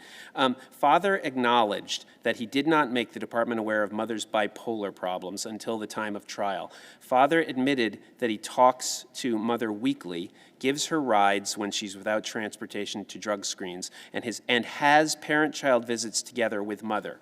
So my first point is, this is all, it seems to me, that's the most important piece of this continuing relationship with mother. Can a judge reasonably rely on the fact that father seems to insist on co-parenting the child with mother and say, I, the judge, don't think that's a good idea. I, the judge, think that where mother has mental illness problems, substance abuse problems, and that the two of you together are dangerous for this child, that you should not be parenting with her, accepting that you don't have domestic violence or substance abuse problems yourself. Is this a relevant factor for the judge to consider? Yes, I think, I would point out that the department also had control over visits and didn't require the parents to have separate visits. So if this was such a toxic relationship, why didn't the department require that their visits be separate? But on top of that, a fit parent can still set reasonable boundaries, even if co-parenting with an unfit parent. And the father was also willing to follow any conditions that the court might put on his custody. So, for example, even if the court had found father currently unfit, but not ultimately unfit into the future without the need to terminate parental rights, the court could have issued conditional custody to the father and said, part of the conditions of custody is that you not co-parent with mother or that mother not be allowed in the home and so forth. So had father been allowed to present some of his evidence, that could have also affected the ultimate outcome of the case, even if the court had found him unfit. The court have decided, but he's done most of what the court asked him to do. Yeah, he was a little late to the party, but there's no evidence here of current substance use, of current domestic violence. So as long as he can stay away from mom, we can return custody to a fit parent. Okay, so on that, I just want to push on that very last point. Yes. So long as he can stay away from mom.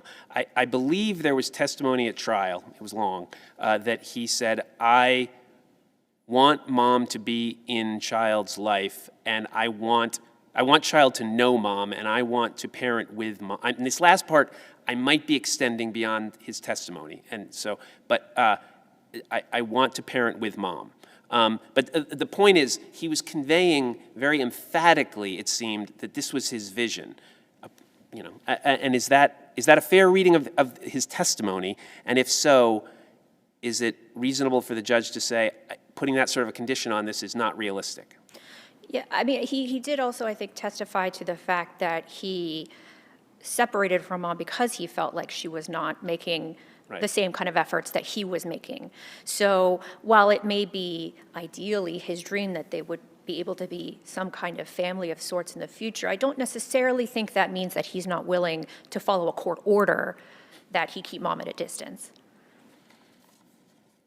So on the ineffective assistance claim, the judge said, even had counsel made different choices, it wouldn't have made a difference to my conclusion given the other evidence. Do we review that for abuse of discretion or under some other standard? I believe it's for abuse of discretion on the 6dB motion. I think there was a few aspects to the court's decision to deny the 6dB that are important. One, she seemed to base her decision on, she said that father's motion was only supported by his own self-serving affidavit, yet there were numerous exhibits that were attached and which I think were offered into evidence and the court refused to take as evidence. The court also pointed to the fact that trial counsel said, well, I didn't receive any of this until the day before trial, but that was also demonstrably false because we had an email of a significant amount of information being provided months prior to trial. And ultimately, because the issue at trial was whether father was currently unfit, well, there may have been in, say, 2022, when father signed the adjudication, overwhelming evidence of unfitness, not conceding, but even if that were the case, the DCF has an obligation to prove current unfitness at the time of the trial, and there was no evidence of ongoing substance abuse. There was no evidence of ongoing domestic violence. So the argument that the evidence was overwhelming, I think, does not carry such weight. I believe Justice Wood has another question. Time is short, I'm sorry, but I know this is a hard question. I'm sorry to drop it on at the very end. But medical care, 2021, this is my reading of the judge's findings and the record, that in that last year, right before the fourth domestic violence episode, which results in the child being removed, the characterization is the child had missed 17 appointments, including a wellness check, and that the child very quickly was determined, once taken into DCF custody, to have been suffering serious problems. One, being underweight, two, having a limp, and three, having emotional problems, which are still, to this day, affecting the child. And so I think there was a characterization at some point by somebody that the child had been well cared for, which seems flatly contradicted by that. And so to what extent, well, what do you say to that problem? Yeah, well, I think there was also contradictory evidence from the department's own records that when they visited the home, that the child appeared to be well cared for, attached to the parents and so forth. So I think there was potentially evidence on both sides of that question. Well, sorry, I know time is short, but there's 17 missed visits. Like, that's not corrected by DCF at a home visit. And the child having a limp and having physical injury that requires physical therapy, which is neglected because they're not at these visits, and the being underweight. That's all objective evidence that a DCF home visit isn't going to address. That's not the evidence is conflicting. That's not conflicting evidence. Yes. I think the argument would be that that evidence was more than 3 years prior to trial, and while relevant and history is potentially prognostic, there was a required additional showing of unfitness at the time of the 2024 trial, and some of those medical issues, many of those medical issues had been addressed and did not necessarily require the same level of follow-up, not including the child's emotional needs, but that would have been required, say, in 2021. Thank you. Thank you. Thank you so much. I understand council is going to be splitting their time evenly. Is that right? That's correct, Your Honor. All right, so let me just get the clock set. Excellent. Attorney Braithwaite, when you're ready.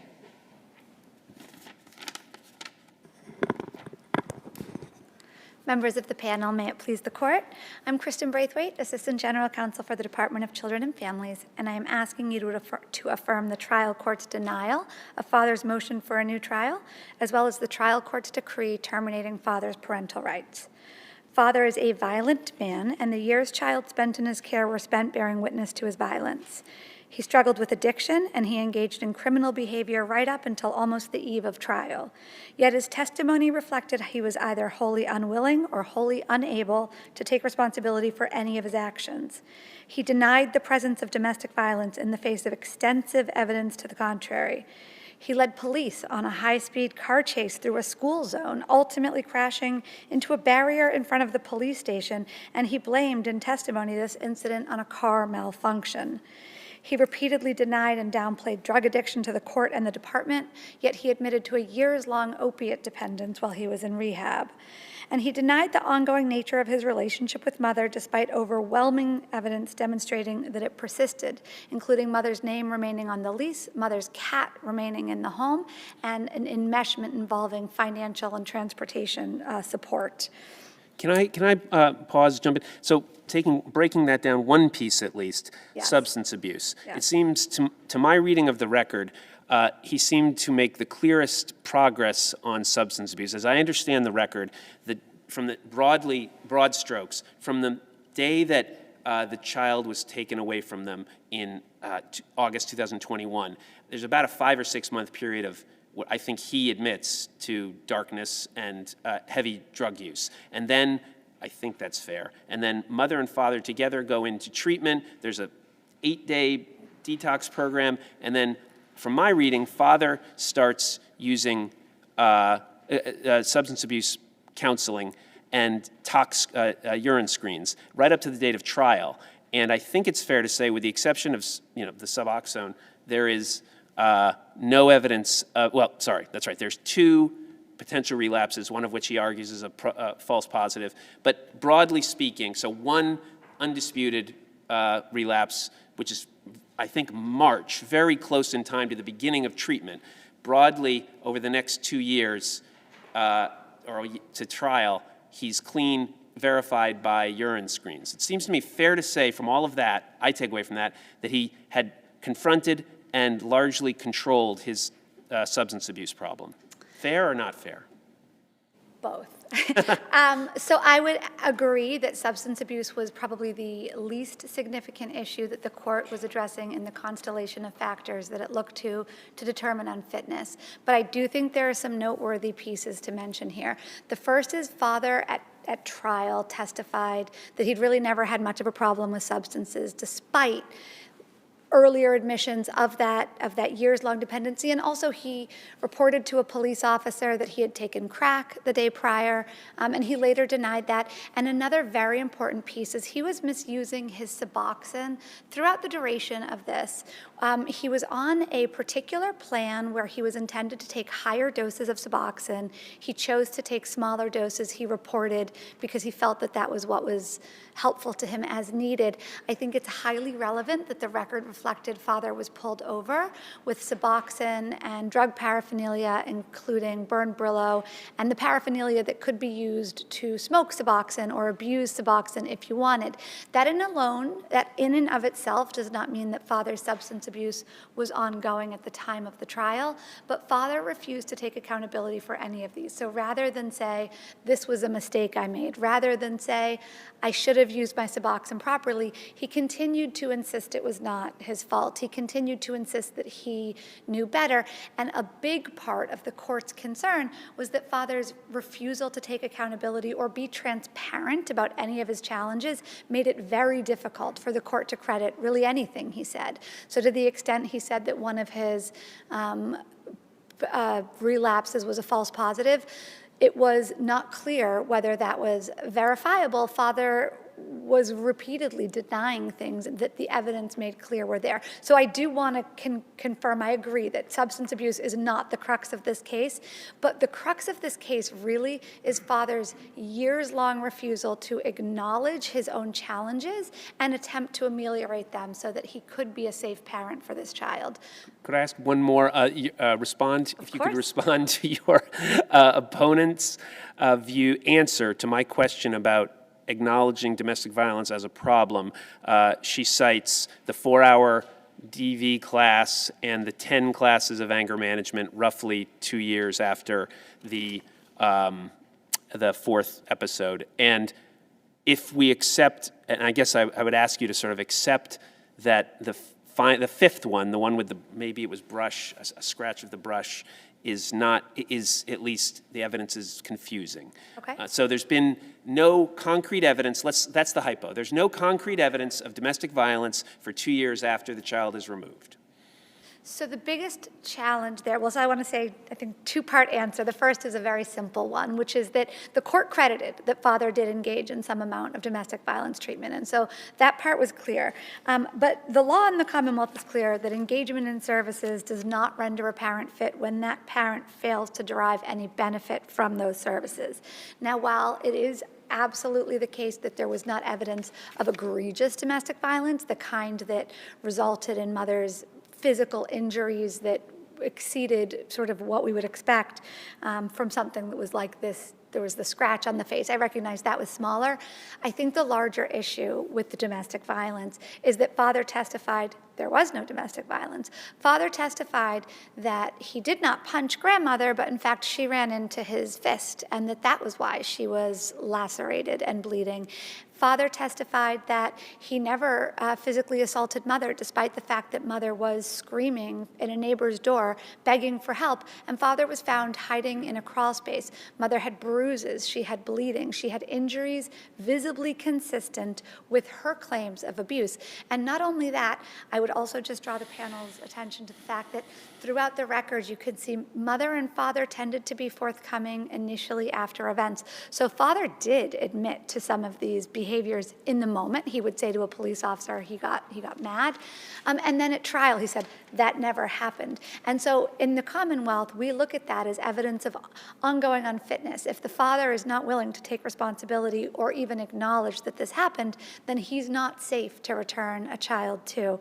And I think also, of significance, father argues in his, and I know we're overlapping sufficiency and the ineffective, but father argues that it would have been important for counsel to dive deeper to prove that mother was really being dishonest. And so father really digs into this notion that he didn't engage in domestic violence. And I would argue that in and of itself is concerning, because the evidence, as the judge noted in both her findings as well as her order on the 60B motion, the judge noted the uncontradicted evidence was overwhelming, that father did engage in these abusive acts. And so father's insistence, oh my goodness. I'm going to have to leave it there unless the panel has additional questions. 7.5 Thank you very much. Fast. Thank you, Your Honors.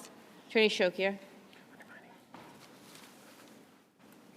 Good morning, Your Honors. May it please the Court. Richard Shokar for the appellee child.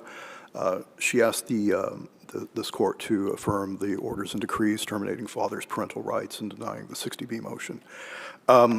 She's now 8 years old, and she's been in her same pre-adoptive home for the past 3 years, where she resides with her brother, who is also freed for adoption. She is developmentally delayed. She continues to have therapies, and she has emotional problems for which she continues in individual therapy. Father is, in no uncertain terms, a family annihilator, and that's the best way I can describe him. What was the word? I didn't actually catch a family annihilator. Okay. He has 3 children, none of whom are in his custody. He was terminated with the other child that he had with mother following my client's removal. She came into the department's custody following a savage beating of her mother. And this is the culmination of a laundry list of domestic violence incidences that became more and more and more aggressive. He admits to smoking crack the day before with mother. And I want to just give this court an idea of what happened. The child is sitting in a crib where mother comes to seek refuge from father. He follows her in there, throws her to the floor, puts his foot on her neck, puts his foot on her vagina. She has to flee for her life down a stairwell that he then flings a chest of drawers after. She's found pounding on the door of a neighbor, begging for help at 4 o'clock in the morning. That's when the cops arrive to arrest him. Since then, this child has had a lot of problems. As a matter of fact, I believe that one of the police reports sort of indicates that the child's crib was also held together with duct tape, which I would suggest to this court wasn't for a lack of screws. Father is a violent man. His substance abuse may not have been the most penultimate concern. However, we don't really know what happened because he signed limited releases that kept the department from having full access to his screens. I was a little confused about that. I read that repeatedly, and then I dug into the transcript, and the record, and he supplied, and this may be in support of the ineffective assistance claim, because I don't want to use the name of the facility, but screens, and urine screens, they're hard to see, but the bottom line, weekly or monthly at least, urine screens up until the start of trial that indicated he was clean. And so when we say he wasn't forthcoming about urine screens, I get confused, because it seemed to me like he at least had that. Maybe that's information he gave his lawyer and his lawyer didn't introduce. I didn't get that far. I'm not sure as to what happened between he and his lawyer. However, that's in the record at least. Do you disagree with that characterization of the record? I do, Your Honor, because it's also, there's 2 sides of the same coin of his failure to work with the department. At no time during any of these proceedings did he even begin to acknowledge his role as a perpetrator of domestic violence, and domestic violence that took place in front of this child, for which she is now suffering the consequences that were thoroughly contemplated by the SJC in custody of Vaughn. To think that this is somehow stale evidence that is cited in Aziza is not true. It really sort of comports more with Rona, where, is the evidence stale if it still has vitality? And I would suggest to this court that it does, as it was never really addressed other than just in some sort of window dressing of treatment. And it's not just that. He's arrested multiple times during the pendency of the care and protection case. Before trial, multiple warrants happen, multiple arrests happen. He takes no responsibility for any of these things. He is an agent of chaos in the life of this family. If I can get to the 60B motion, quite frankly, Father's counsel who filed the 60B motion never requested an evidentiary hearing, and simply what we have procedurally speaking, in terms of, I heard my sister referring to evidence over and over and over again. All we have really is just a bunch of documents attached to a motion, which I believe the court took as an offer of proof, but is essentially nothing but a bunch of hearsay. So we have no idea. We have no witnesses that were called, and quite frankly, Father really had the judge had discretion as to whether to even allow an evidentiary hearing, and seeing as no witnesses were called and no request was made, she simply took the motion for what it was on its face. She writes an 8-page memorandum that thoroughly explores all of the options. Even assuming that counsel's performance fell below the standard of performance, there is just demonstrable evidence that's just replete throughout the record. I don't want to be trite or anything like that, but it simply cannot breach the second prong of either Georgette or Seraphin. Counsel, no matter what was introduced, did not have magical powers to demonstrate that Father was now completely aware of all of the domestic violence he's perpetrated, the harm, the medical neglect, or how he was going to go about addressing any of these things. And I believe this is their statement at trial, is that they only split up to satisfy DCF. So Father's veracity is something that the judge clearly was able to ascertain at trial, which is one of her primary responsibilities. Given this, I would invite any questions, but other than that, I would rest on my brief. Thank you very much, Counsel. Thank you. Obviously, these are very, very difficult cases, and we will consider all of the arguments. The case is now under advisement. I am going to make one suggestion before we take the morning recess. I know that one of the parties has joined us here today, so perhaps he and counsel can leave the courtroom first, and then we'll let the other side leave the courtroom maybe 5 minutes or so after the first parties leave. We will be in a brief 10 or 12-minute recess and resume with the rest of the civil list. Thank you.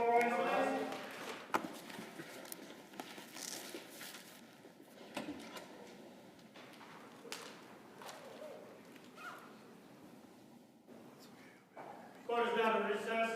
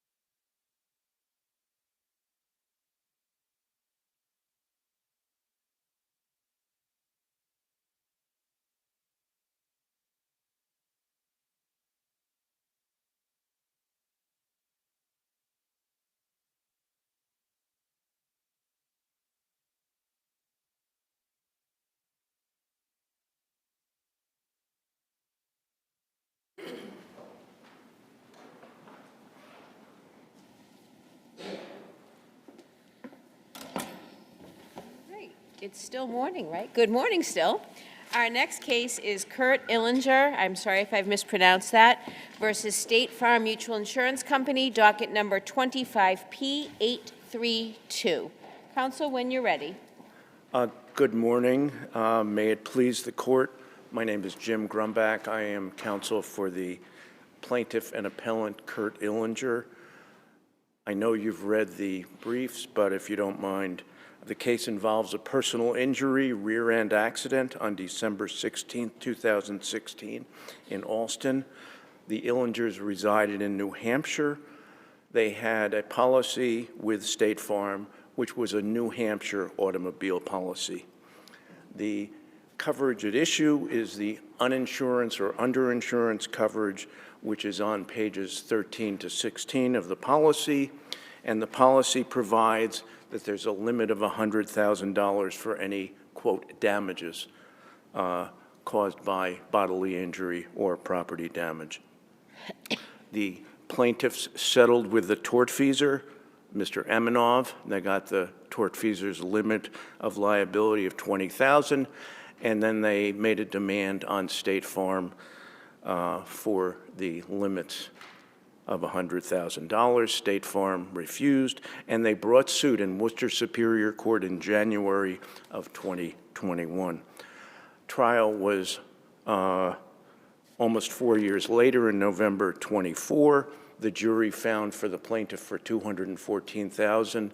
Interest was added. State Farm moved to reduce the judgment to the policy limits. And you don't contest that? We do not contest that. I agree The that. issue is the prejudgment interest and the cost of suit. That's absolutely All right, so it. can we move to those in the interest of Sure. time? Thank So the judgment currently is at $100,000. The policy provision provides at page 14, and I'm going to start with the number 3 in the middle, regardless of the amount of any award, including any judgment or default judgment. Where are you in the record appendix? I'm sorry, that's page 62, Your Honor. Thank you. We are not obligated to pay any amount in excess of the available limits under this coverage of this policy. Next section is entitled Limits. Go down to the second paragraph. The limit shown under each person is the most we will pay for all damages resulting from bodily injury to any one injured person in any one accident, including all damages sustained by other insureds as a result of that bodily injury. The limit shown under each accident is the most we will pay, subject to the limit for each person for all damages resulting from bodily injury to 2 or more insureds injured in the same accident. And then the next, the most we will pay for all damages resulting from injury to or destruction from of property is $25,000. So these definitions apply to damages. That's the only term used is damages. There's nothing. But so above, right above limits, number 3, regardless of the amount of any award, including any judgment or default judgment. We are not obligated to pay any amount in excess of the available limits under the coverage of this policy. Correct. That seems to be dispositive. I don't believe so, Your Honor. What that says is in a case like this, where there's a judgment for $214,000 in damages, the judgment is reduced to $100,000 for the damages. It says nothing about interest and costs. Now, if you go further on. Under that reading, why isn't that clause superfluous then? Because the limit section is already limiting damages to $100,000. I'm sorry, which section would be A superfluous? regardless clause, regardless of any judgment, okay? And you're saying all that means is that the damages awarded must be reduced to $100,000, but the limits section is already doing that. So what work then is the regardless clause doing? The policy talks about judgments. It's not superfluous. The policy talks about judgments in connection with the liability portion of the policy. This term, judgment, does not in any way limit or focus on the word damage, and it's not superfluous. That's my point. That's my point, right? So the judgment that originally entered here was for around $312,000. Correct. That included damages and interest. And the way I read this clause is regardless of that amount of $312,000 and a little more, the most we will pay is $100,000. Right, but if that's true, if you took that to be superfluous or unimportant, then, or were to strike it entirely, then that would mean that the limits section could not be enforced because you'd have a judgment for $300,000. And what would you do with it? What this is saying is in the event of a judgment in a greater amount, $312,000 or $214,000 for damages, you reduce that to the amount of the limits, but it doesn't say that you ignore the other aspects of a judgment which are provided by other aspects of the law. And that's exactly what this is, because this is a case where it's governed by New Hampshire law. I don't think there's any dispute about that. That's in this same provision. And New Hampshire law in RSA, I think it's 254(1)B. 524. Thank you. Thank you, Your Honor. Provides that there shall be interest, even if that is contrary to the law. Now, the law in this case, I take it, is what the policy says. The policy says there's a damage limit, but the New Hampshire statute provides that there is recovery for interest regardless of what the policy says. Now, there is certainly language in this policy relating to interest and costs. That is, at very least, an ambiguity. This is not, I've been told many things in my life. I don't think I'm a raving lunatic. I think, at the very least, the construction I've given to this is rational. There are two rational constructions for this policy. Right, but I'm going to, correct me where I go wrong, but what you're talking about is references to interest and costs in a liability. So your client, or their client, that's the context where their client hits somebody, and their client is being sued by somebody, and so they'll pay for their insured in that context interest and costs. But this is where their client they're insured, your client, is hit by somebody else, and it's the underinsured piece of it.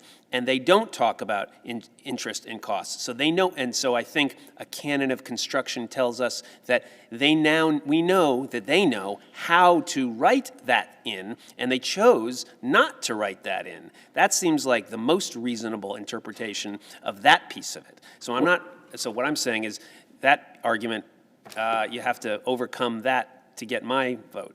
Well, I think that the response to that would be, how come it doesn't say in the underinsured provision, there shall be no recovery of interest or costs? Better. It would be better, and that is an ambiguity. Why do they have to say that? So we have very many ways to state it, and they have not stated it in an unambiguous way. Because my argument, it may not be the preferred argument, is certainly rational.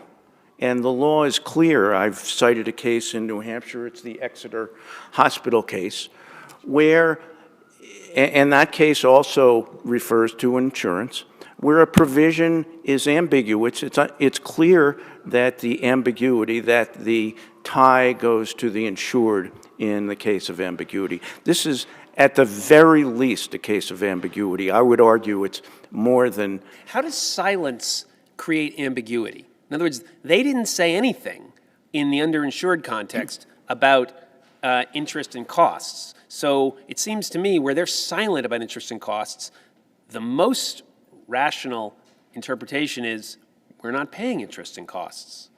We know what interest and cite the liability section. We know what interest and costs are. We're just not paying them. It seems like you have a much better argument on the statute. Like, it seems like this statute, that's where I'm struggling. The statute seems to flatly contradict their policy, right in the language, the regardless clause.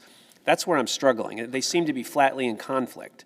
Judge, I'm going to focus again on the limits language. The limits is as to damages. There's no question. We did not in any way disagree that the damages should be reduced. But nowhere in that section under limits does it say this is the limit we will pay, including any statutory interest, costs, or otherwise. If they had wanted to limit judgments as well as damages, they could have said, we will pay for all damages, including all judgments. Excuse me, Your Honor. They did limit it. The policy says regardless of the amount of any judgment. It doesn't say regardless of the amount of any damages awarded. Correct. It says judgment, which includes interest, fees, costs. But it says, under judgments in that paragraph, it goes back to available limits. And when you go down to limits, the limits only refer to damages, not judgments. So I believe that that's, in my view, that's a circular argument. It doesn't address the fact that the policy does not provide that judgments. And again, I go back to my original question about what work is the regardless clause doing, because the limit section already caps damages at $100,000. So then why do you need the regardless clause? You need the regardless clause because the section above, deciding fault and damages, talks about various scenarios with respect to whether fault and amount have to go to trial, whether there is a judgment without consent or a default judgment, or, and then it goes on to that clause 3. But again, it does not say we're not obligated to pay any amount on which the court orders as part of statutory obligations under this coverage. All it says is the available limits, and then you go down to the limits, and the limits refer to the damages and not any judgment. So it may not be perfect, but it's the insurance company's job to write a policy that's crystal clear, and I respectfully submit this is not crystal clear. Can you talk for a second about National Grange? It seems to me that National Grange interprets this statute, RSA 524(1)B, and to be frank, notwithstanding it's Justice Souter, who went on to greater things, I really didn't understand that. This was actually afterwards. He was on recall. Oh, there you go. He was on recall. Wow. Okay. Even more bizarre, because I didn't understand this at all. It's a very difficult decision, but we don't have the policy there, so we don't have the language, so we do not know if it applies. In that case, the court said post-judgment interest, and I believe it applied in a situation where there was an arbitration award. That's what most of these cases are. If you look at the next case, which is the Metropolitan case, that case virtually overrules the National Grange case, except that it's not a majority decision. There are some concurring decisions, and they say they'll revisit it another day. Right. It So doesn't in other words, overrule. it doesn't overrule, and it characterizes National Grange as saying no prejudgment interest. Okay, Yes. but all of the 3 cases that I've cited involve either arbitrations or declaratory judgment. This was not an arbitration, nor was it a declaratory judgment. We filed suit in Massachusetts in January of 2021, and under all 3 of those cases, the statute would apply from the date of the writ, and the date of the writ is the suit. The problem is that arbitration is not a writ, and the court did not determine that a declaratory judgment was a writ. Okay. And then in terms of costs, I simply state that the judge has repeated the same problem. Unless the court has anything further, thank you for your time. Thank you, counsel. Attorney Lopez.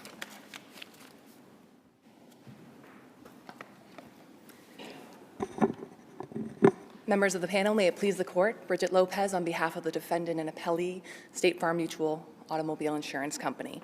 I think Your Honors placed it clearly at issue that Illinger is avoiding the elephant in the room. The elephant in the room is, regardless of how this comes out in an arbitration award or in a jury verdict, the most that you're going to pay underneath this policy is what you bargained for when you purchased the policy.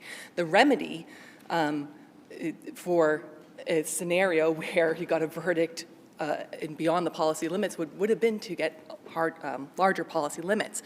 So the issue is currently framed as probably a little bit misleading because it really is less of a, is he entitled to prejudgment interest, and more of a, is State Farm obligated to pay beyond its policy limits to account for things like interest. So I had trouble understanding National Grange as well, and I read it many times.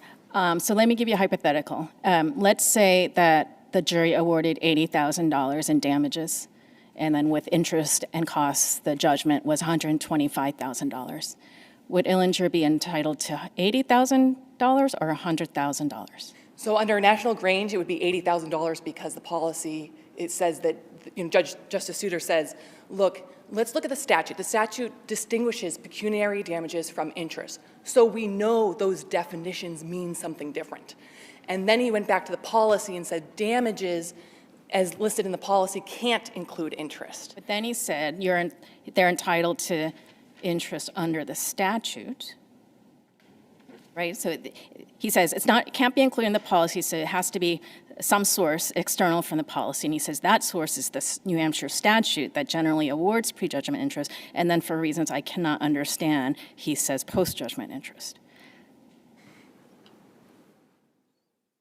I think because the difference was what was in front of them was a declaratory judgment action after there had already been an adjudication of the value of the injury to the, within the underlying case.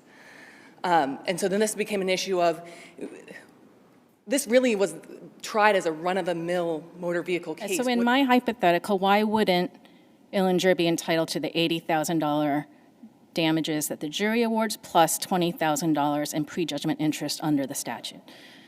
Well, that's addressed in Metropolitan. It says, they actually said, well, we can't add that prejudgment interest. I didn't understand that case either, to be honest. I'm sorry? I didn't understand that case either. But well, anyway. so Metropolitan basically says, look, this UIM insurer now can't kind of Monday morning quarterback and say, oh, we'll agree to how you guys decided what the injuries were, and you had agreed to add interest into that arbitration award, but now after the fact, I'm going to say I'm not going to agree to interest as being a part of my policy. So it was a little bit different there, where the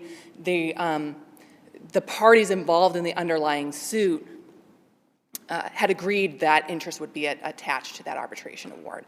And so then the UIM insurer kind of comes in as a nexus insurer and says, oh, well, we're only going to cover part of those damages because my policy says we're only going to cover part of those damages. And so that's where Metropolitan was saying, well, I don't think it's fair. We want damages to always include interest because we want to protect people the most that we can. National Grange says damages don't include interest. Metropolitan wants damages to include interest, but they didn't get to that determination. None of those cases, though, ever get to this issue here, which is, judgment, award, $50 in damages or $5 million in damages that we're not obligated to pay in excess. And this wasn't tried as a breach of contract case where there was some sort of dispute over whether State Farm complied with its obligations under the contract, and that Mr. Or a 93A case. Or a 93A case where maybe he suffered some injury by a delay in payment or something like that, where where it would be a true contract claim that potentially a party could be liable for interest above its contractual obligated damages. But here, it's clear that really it's saying, look, you're entitled to that. I think that's actually what happened in National Grange too. The court said, you might be entitled to that interest from the tortfeasor, but you're not entitled to interest as part of the damages component from your own insurer. That was kind of my understanding of how he looked at the statute. It was twofold. One, to say interest and damages are different, but secondarily, that we're not going to put an obligation on the UIM insurer to pay interest where it did not specifically say it would pay interest. And I think, are you saying that this statute, 524, it distinguishes between this situation, UIM, prejudgment interest, and liability, the tortfeasor interest, prejudgment interest? Is that what you just said? Yes, I think in some respects it is, because I think I even put in my brief that, assuming arguendo that interest should be a component, it would be applied to the damages that he had, as against the tortfeasor. And then it would still do nothing to remove the cap. It would still be reduced down from the 314 prejudgment interest. Right, but sorry, there's obviously the policy, and then there's the statute. And accepting that your policy is clear here, are you saying that the statute can't apply because the policy is clear, or are you saying something else? I'm saying that there is a potential that the statute could apply as to the tortfeasor, injuries. Mr. B is at fault for the accident, and Wait, so just the hypothetical, I guess it's rattling in my head. Let's say in your contract, let's say that the liability clause reference to interest and cost doesn't exist. That's not there. Let's say they both have you treat both under the policy, both liability and UMs the same. There's silence on interests and costs. And are you saying that the statute would give the guy who's would allow you to, I'm trying to articulate it clearly, but I can't. The tortfeasor, if somebody's suing the tortfeasor and the tortfeasor is your insured, that the statute would allow the injured party to receive prejudgment interest. But if your insured is the person who's hit, the underinsured, you would not be entitled to prejudgment interest? Is that what you're saying? I'm saying that Mr. Illinger would potentially be under that statute, if he tried this in New Hampshire, entitled to interest as against Mr. Eminoff, the person who rear-ended him. Right. That is part one. Then you go to the policy and say, well, does the policy cover this? This is kind of this weird amalgamation of a tort claim with a coverage issue that kind of is lingering in the background. So are you saying that a policy can trump this statute? No, I'm saying that at the end of the day, whether you don't have to even rule on the prejudgment interest issue, at the end of the day, Mr. Illinger may have been entitled to interest on his injury claim. Mm-hmm. He is not entitled to be paid in excess of what he bought as his policy limits for UIM. Okay. So what the plaintiff is suggesting is that he is somehow entitled to extra contractual interest as against State Farm, which I'm suggesting that is not what's intended by the policy language, nor what really is intended by that statute. It might be different, again, if it were a breach of contract claim or something like that, but I think at the end of the day, it comes down to this language, regardless of any award or judgment. And we know that a judgment includes, at least here when the judgment was issued, it was a judgment judgment on the jury verdict. The judgment prejudgment interest is just that. It's interest on the jury verdict plus costs and all those other things that kind of go on that jury verdict, on that judgment form. And then the judgment is entered for that total amount. And so that's where I think even Metropolitan helps State Farm's position here, because it's saying it cites in Metropolitan that they say, hey, look, even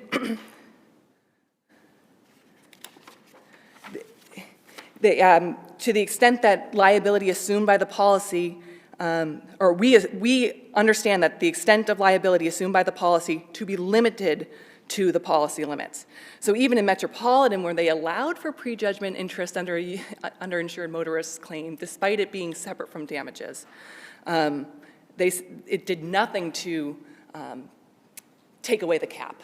It did nothing to add additional damages beyond what was contemplated and contracted for.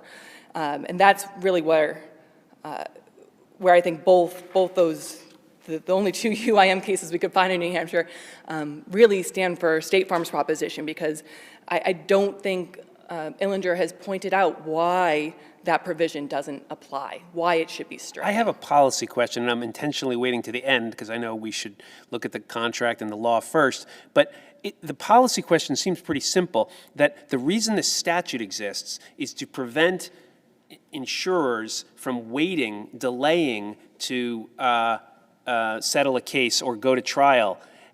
It seems like a dangerous rule to say, or clause. I mean, it seems like a good idea to have a statute that says you always get prejudgment interest no matter what the policy says. Why is that different for tortfeasors or liability of tortfeasors versus underinsureds?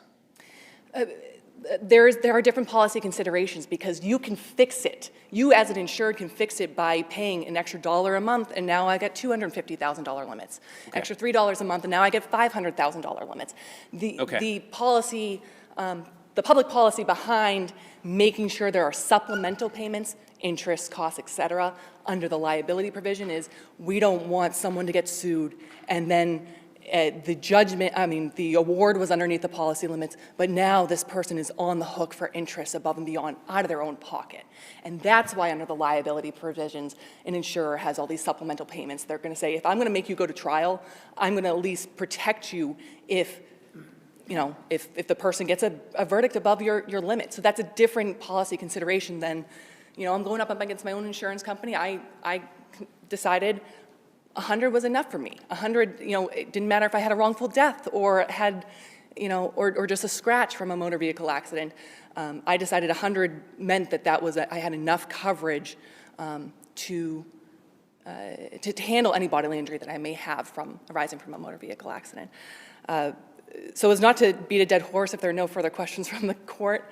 I don't see any. Thank you both very much. The case is under advisement. Thank you. Our final case this morning is HAVERHILL STEM, LLC, and another versus LLOYD Jennings and another, docket number 25P1055.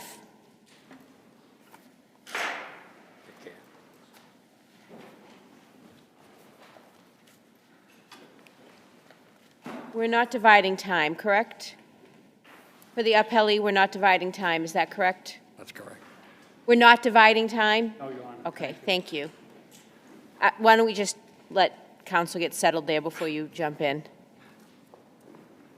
When you're ready. Thank you. Well, it's good afternoon, Your Honors. My name is Alvin Nathanson, and I'm representing the defendants in this case.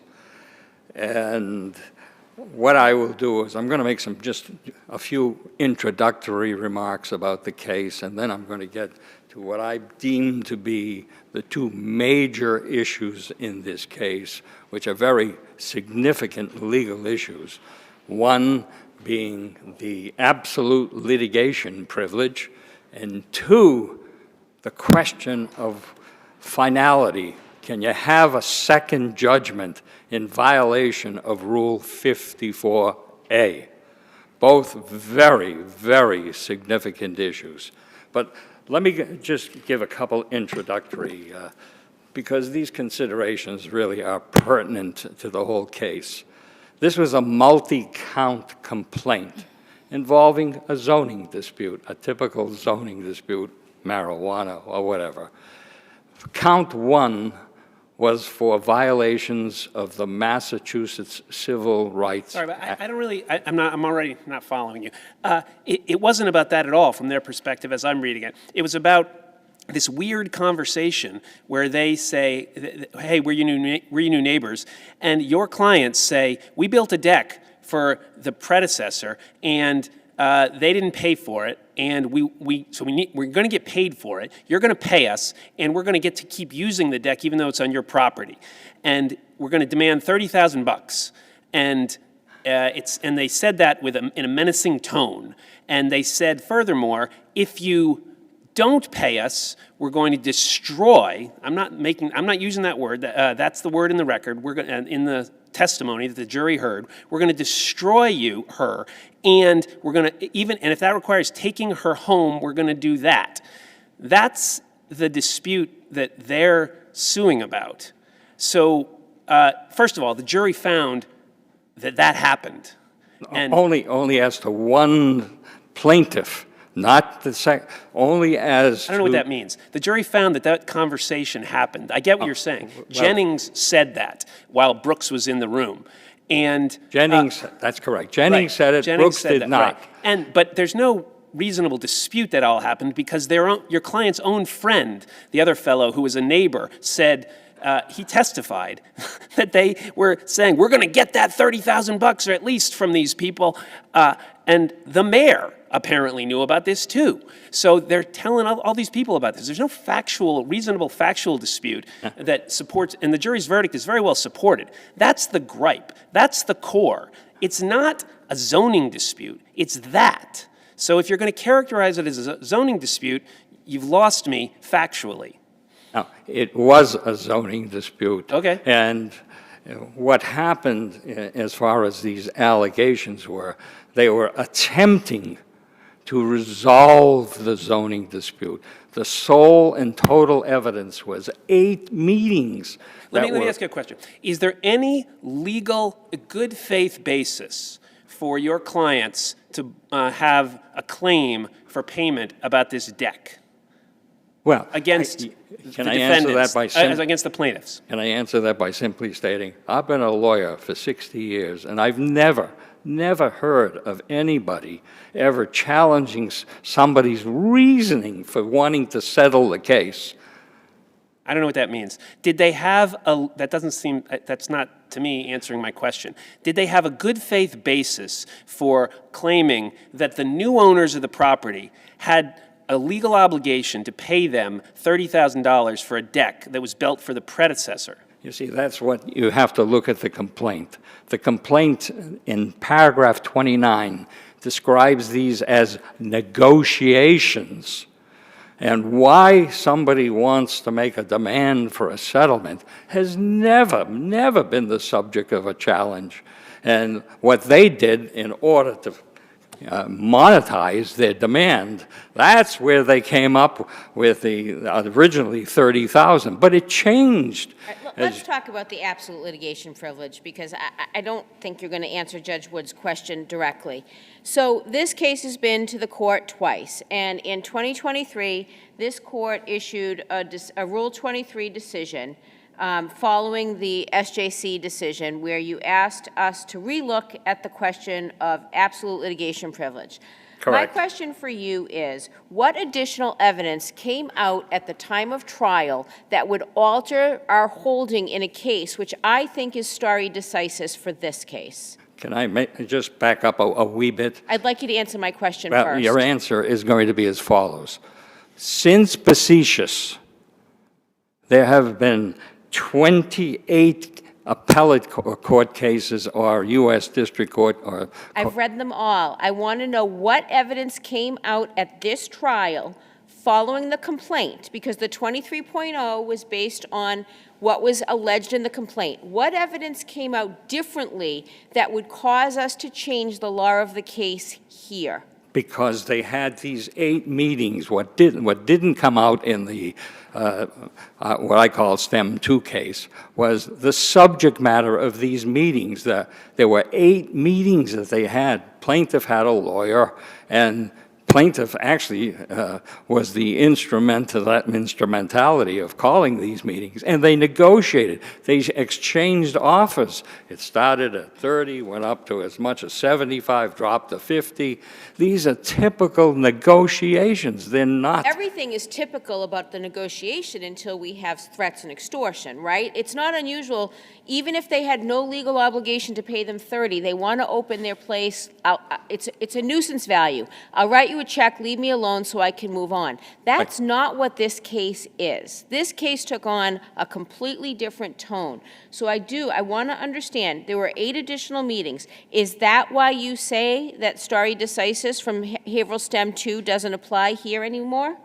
Well, if you read Haverhill STEM 2, it was a statement that they made, that Justice Sullivan, who wrote the opinion, she said that it only applied to lawyers, which was wrong. Facetious did not limit it just to lawyers. Seek further appellate review?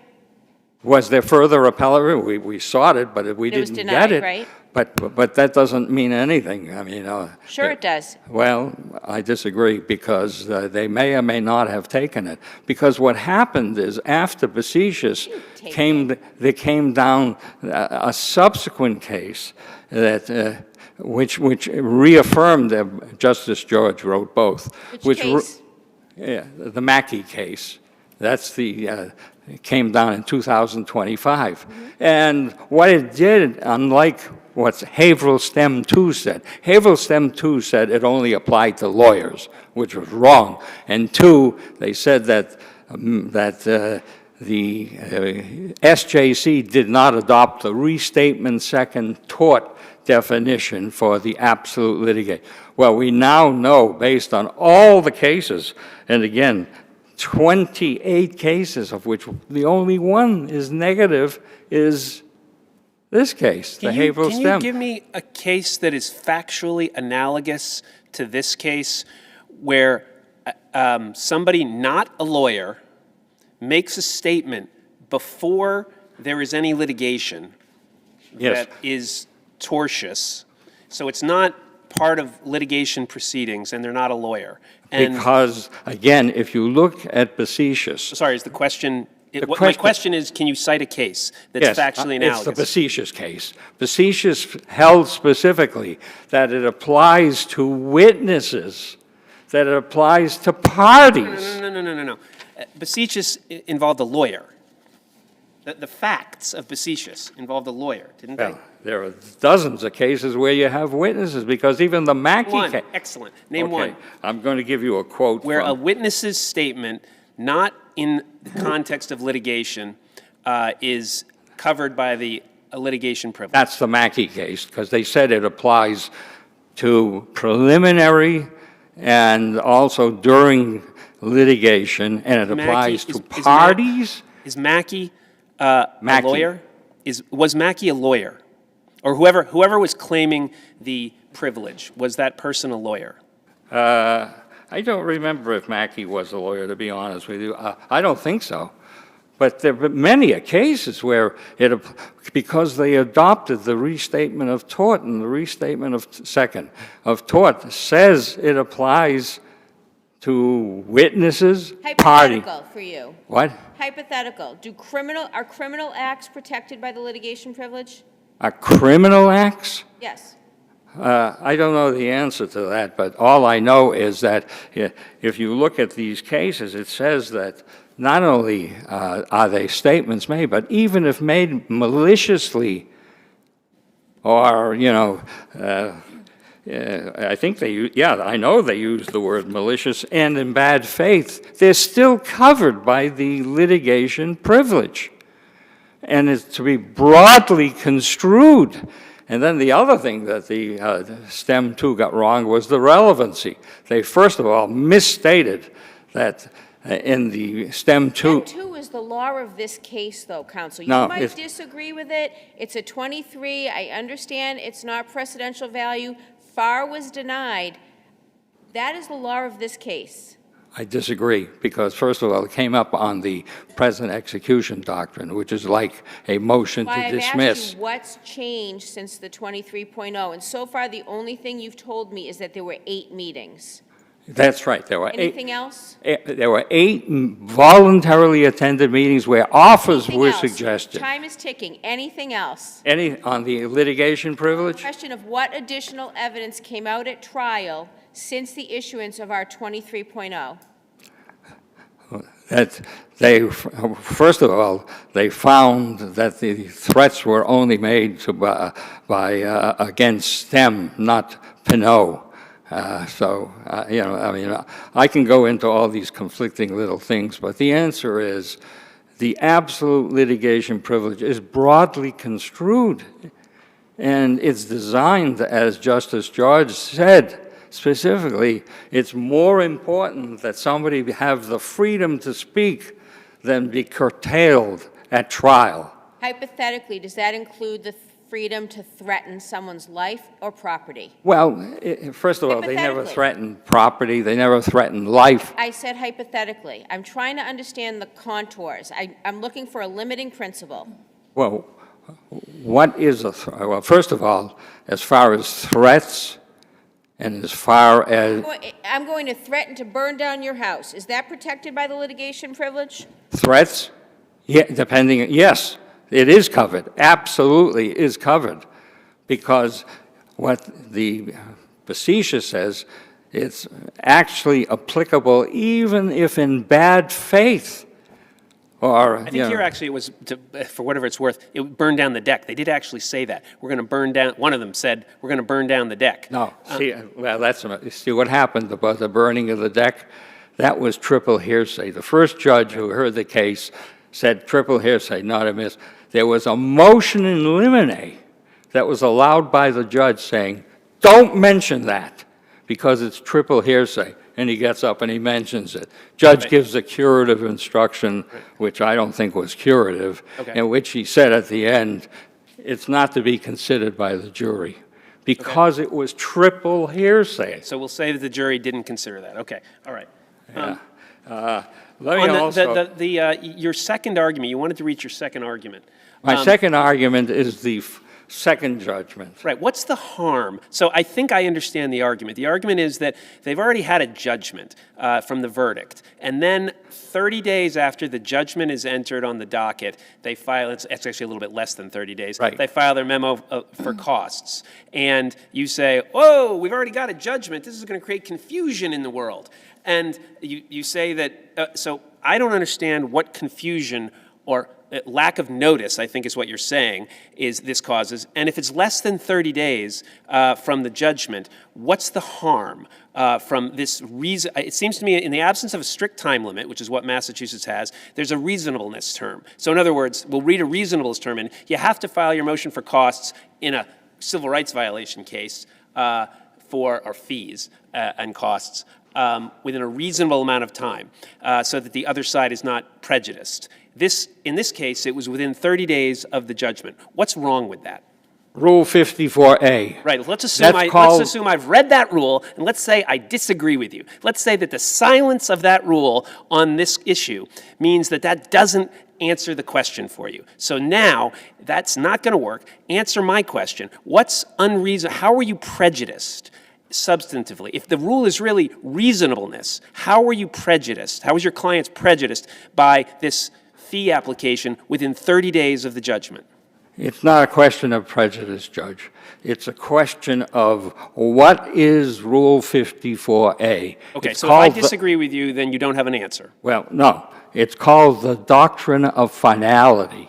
The purpose of a final judgment is to end the case and to include all claims. What's going to happen Your time here, has expired, but on that question, there are statutory-based fees here under Chapter 12, Section 11I. So you couldn't have been surprised about the the fact that the fee issue was coming. You also, I just want to point out to you that the SJC decided Hidalgo about 10 days ago. Neither side filed a 16L letter, but that speaks to the question you've raised about the amount of the fees versus the amount of the judgment. So I'm just going to remind you to always check the advance sheets. We're going to have to leave it at that. Thank you very much. Mr. McMillan.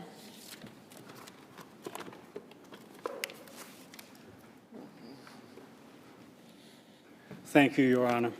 Good morning, and may it please the court. Thomas McMillan appearing along with Attorney Kristen Usanka on behalf of HAVERHILL STEM and Carolina Pinot, who is also here in the courtroom today. Before I get into the arguments that... We actually just jump in because the time is moving fast on this case. Okay. One of the things that troubles me on this case is the civil conspiracy. We don't have an underlying tort.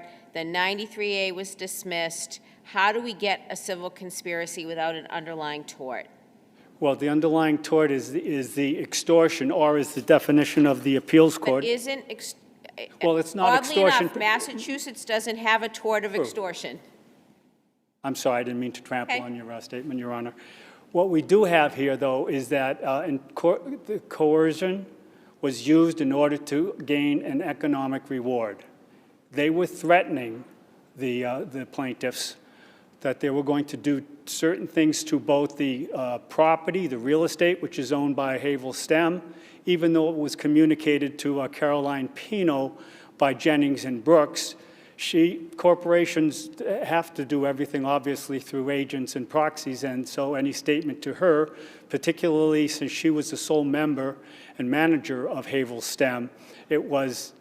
I don't have a problem with the agency argument. I have trouble with the underlying conspiracy. And I think you cited, this is an older case, but Kirker Hill from 1998 when you talked about concerted actions. And I understand the argument, but I'm at a loss for what the tort is. So the tort, when the jury had an issue with respect to the term extortion, what the judge ultimately ended up doing, the trial judge did, is she went to the, I believe it was the STEM 2 decision, and she got the definition of coercion by improper means that is designed to reap an economic benefit or an economic reward. But That's the tortious conduct. We said that in the context of saying there might be a viable 93A claim.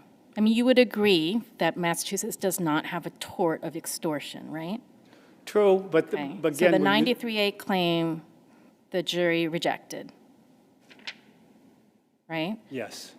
Defamation, she won, but jury wasn't instructed that way. They were instructed on conspiracy that the underlying conduct is extortion, but that's not tortious conduct. So I'm having the same problem as Chief Justice Blake is. Defamation is a tort. They I understand, conspired but they to... were not instructed that way. The jury was not, they weren't instructed that way.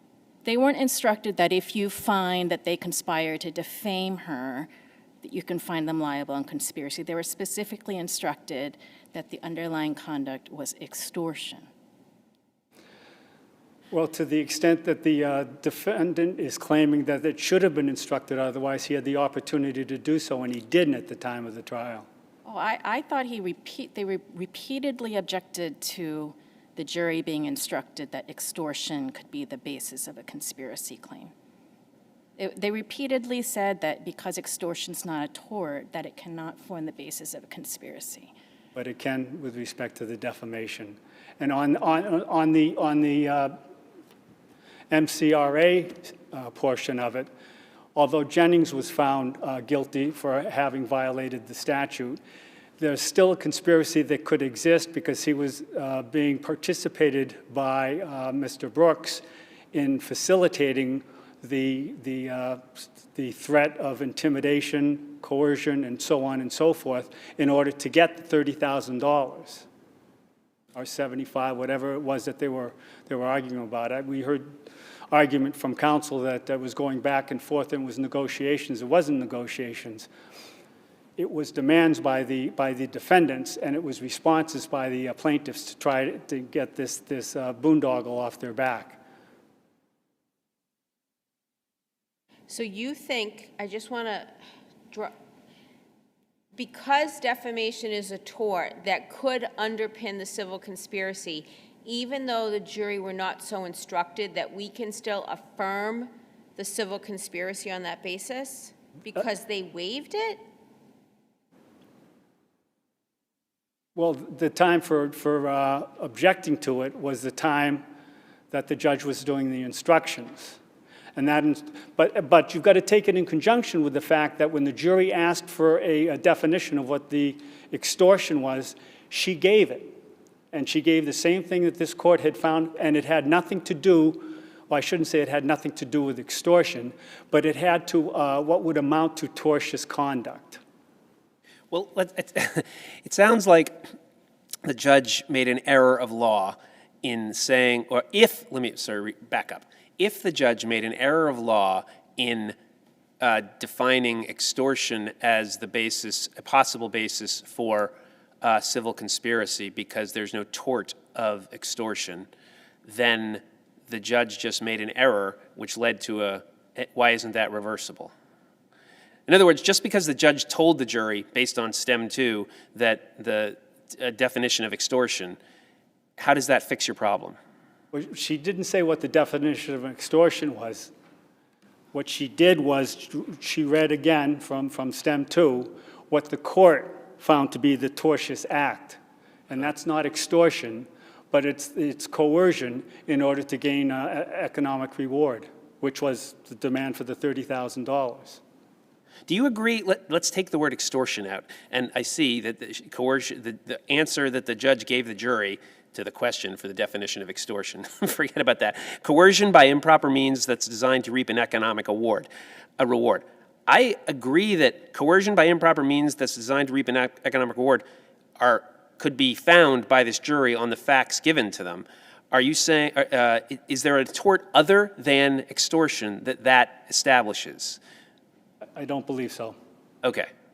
And I just want to be clear, I'm going through the transcript. I believe it's, let's see what day it is. Transcript volume 7, starting at 5:13 and onward.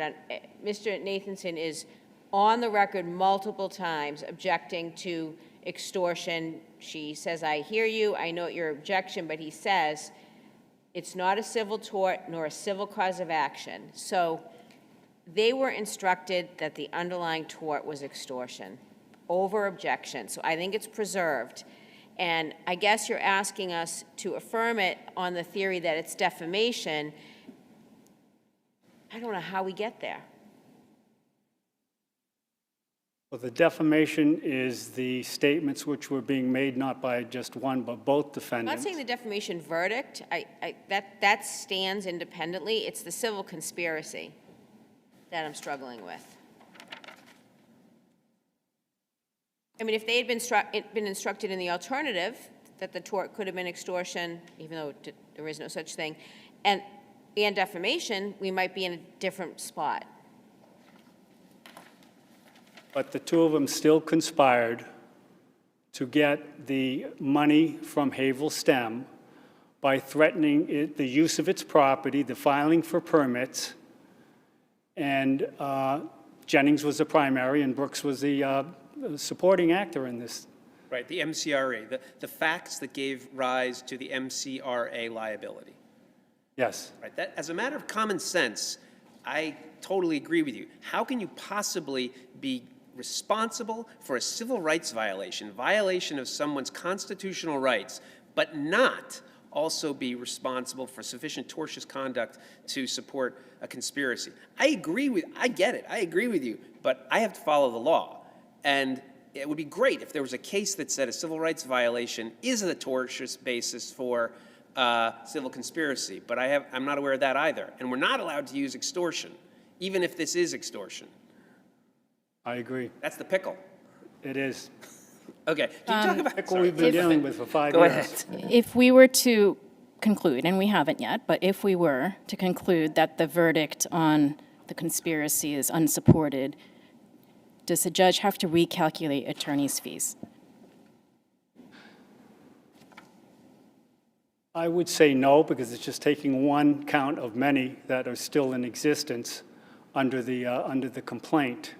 In terms of monetary damages, it was the highest amount. So you don't think that reflects, say, for instance, degree of success in a way that would influence her decision on fees, or his decision on fees? I'll be honest with you, I don't know how to answer it. I don't think so. I think that the damages still stand. There's a two-pronged, at least with the conspiracy claims, one with regards to the MCRA, and the other one being with respect to the defamation. So, and we don't know how it's allocated, and I know counsel for the defendants had argued that it didn't make any sense after the fact in his brief, but fact of the matter is the judge on the final day of the decision being rendered had us do a breakdown, which Attorney Usanka did. We read, I think it's on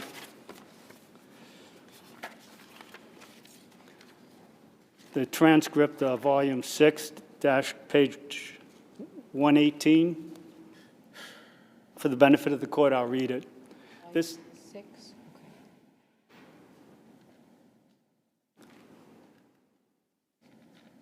Okay.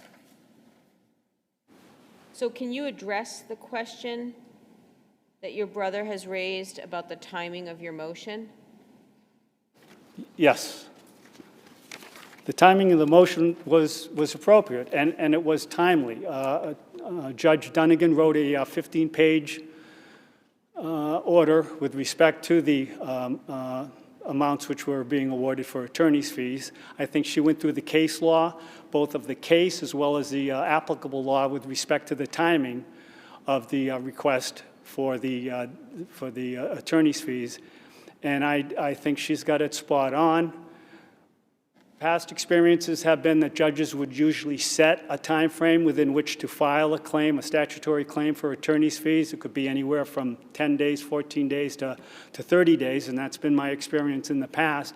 But absent that, there's, I don't believe, any difficulty in finding that we could file it within that 30-day period from the time that... And you didn't need to file any kind of a motion to do so? No, but what we did was we filed a notice of... A motion to alter and amend, I apologize. No, because it doesn't need to be amended. It's collateral judgment. We've cited all the federal case law, and we've also actually cited all the Massachusetts case law, which says exactly that. And you say you're entitled to appellate fees and costs, and you cited MRAP 25 and 6F. So tell me why you're entitled to fees and costs here. Because we're coming back up on the same issues. The first two issues dealt with by HAVERHILL STEM, 1 and 2, we're dealing with issues of the absolute litigation privilege, and now we're back here again on that particular issue as well. And so I think that we're entitled, it's redundant, that we're back here for a third time still arguing the absolute litigation privilege, which clearly does not apply. And fees are mandatory under the MCRA, right? Yes. But you didn't cite that as a reason for appellate fees here.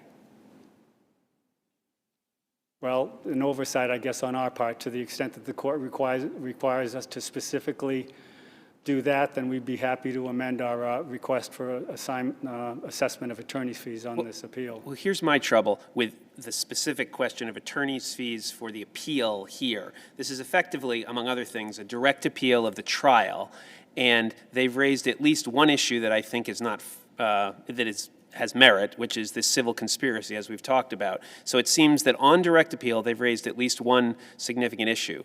And so on direct appeal of the jury's verdict, they've raised one issue that has merit. And so doesn't that defeat your request for attorney's fees on?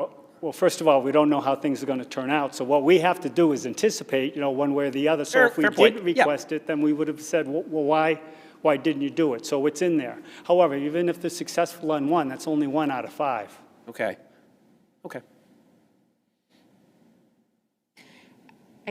Time is short. What evidence came out after the 23.0 decision in this case that was different than what the court had before it when it decided the absolute litigation privilege? Opposing counsel says there were 8 subsequent meetings. Anything else? I don't think that there were 8 subsequent meetings. There may have been 1 or 2. Essentially, everything that was alleged in the complaint was basically proved at trial. And on the question of agency, you're saying that Pino is an agent of STEM and business use of the property falls under the agency question? Yes.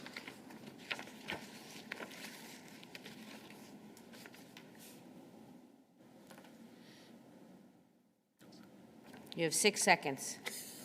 Thank you for your time. Thank you.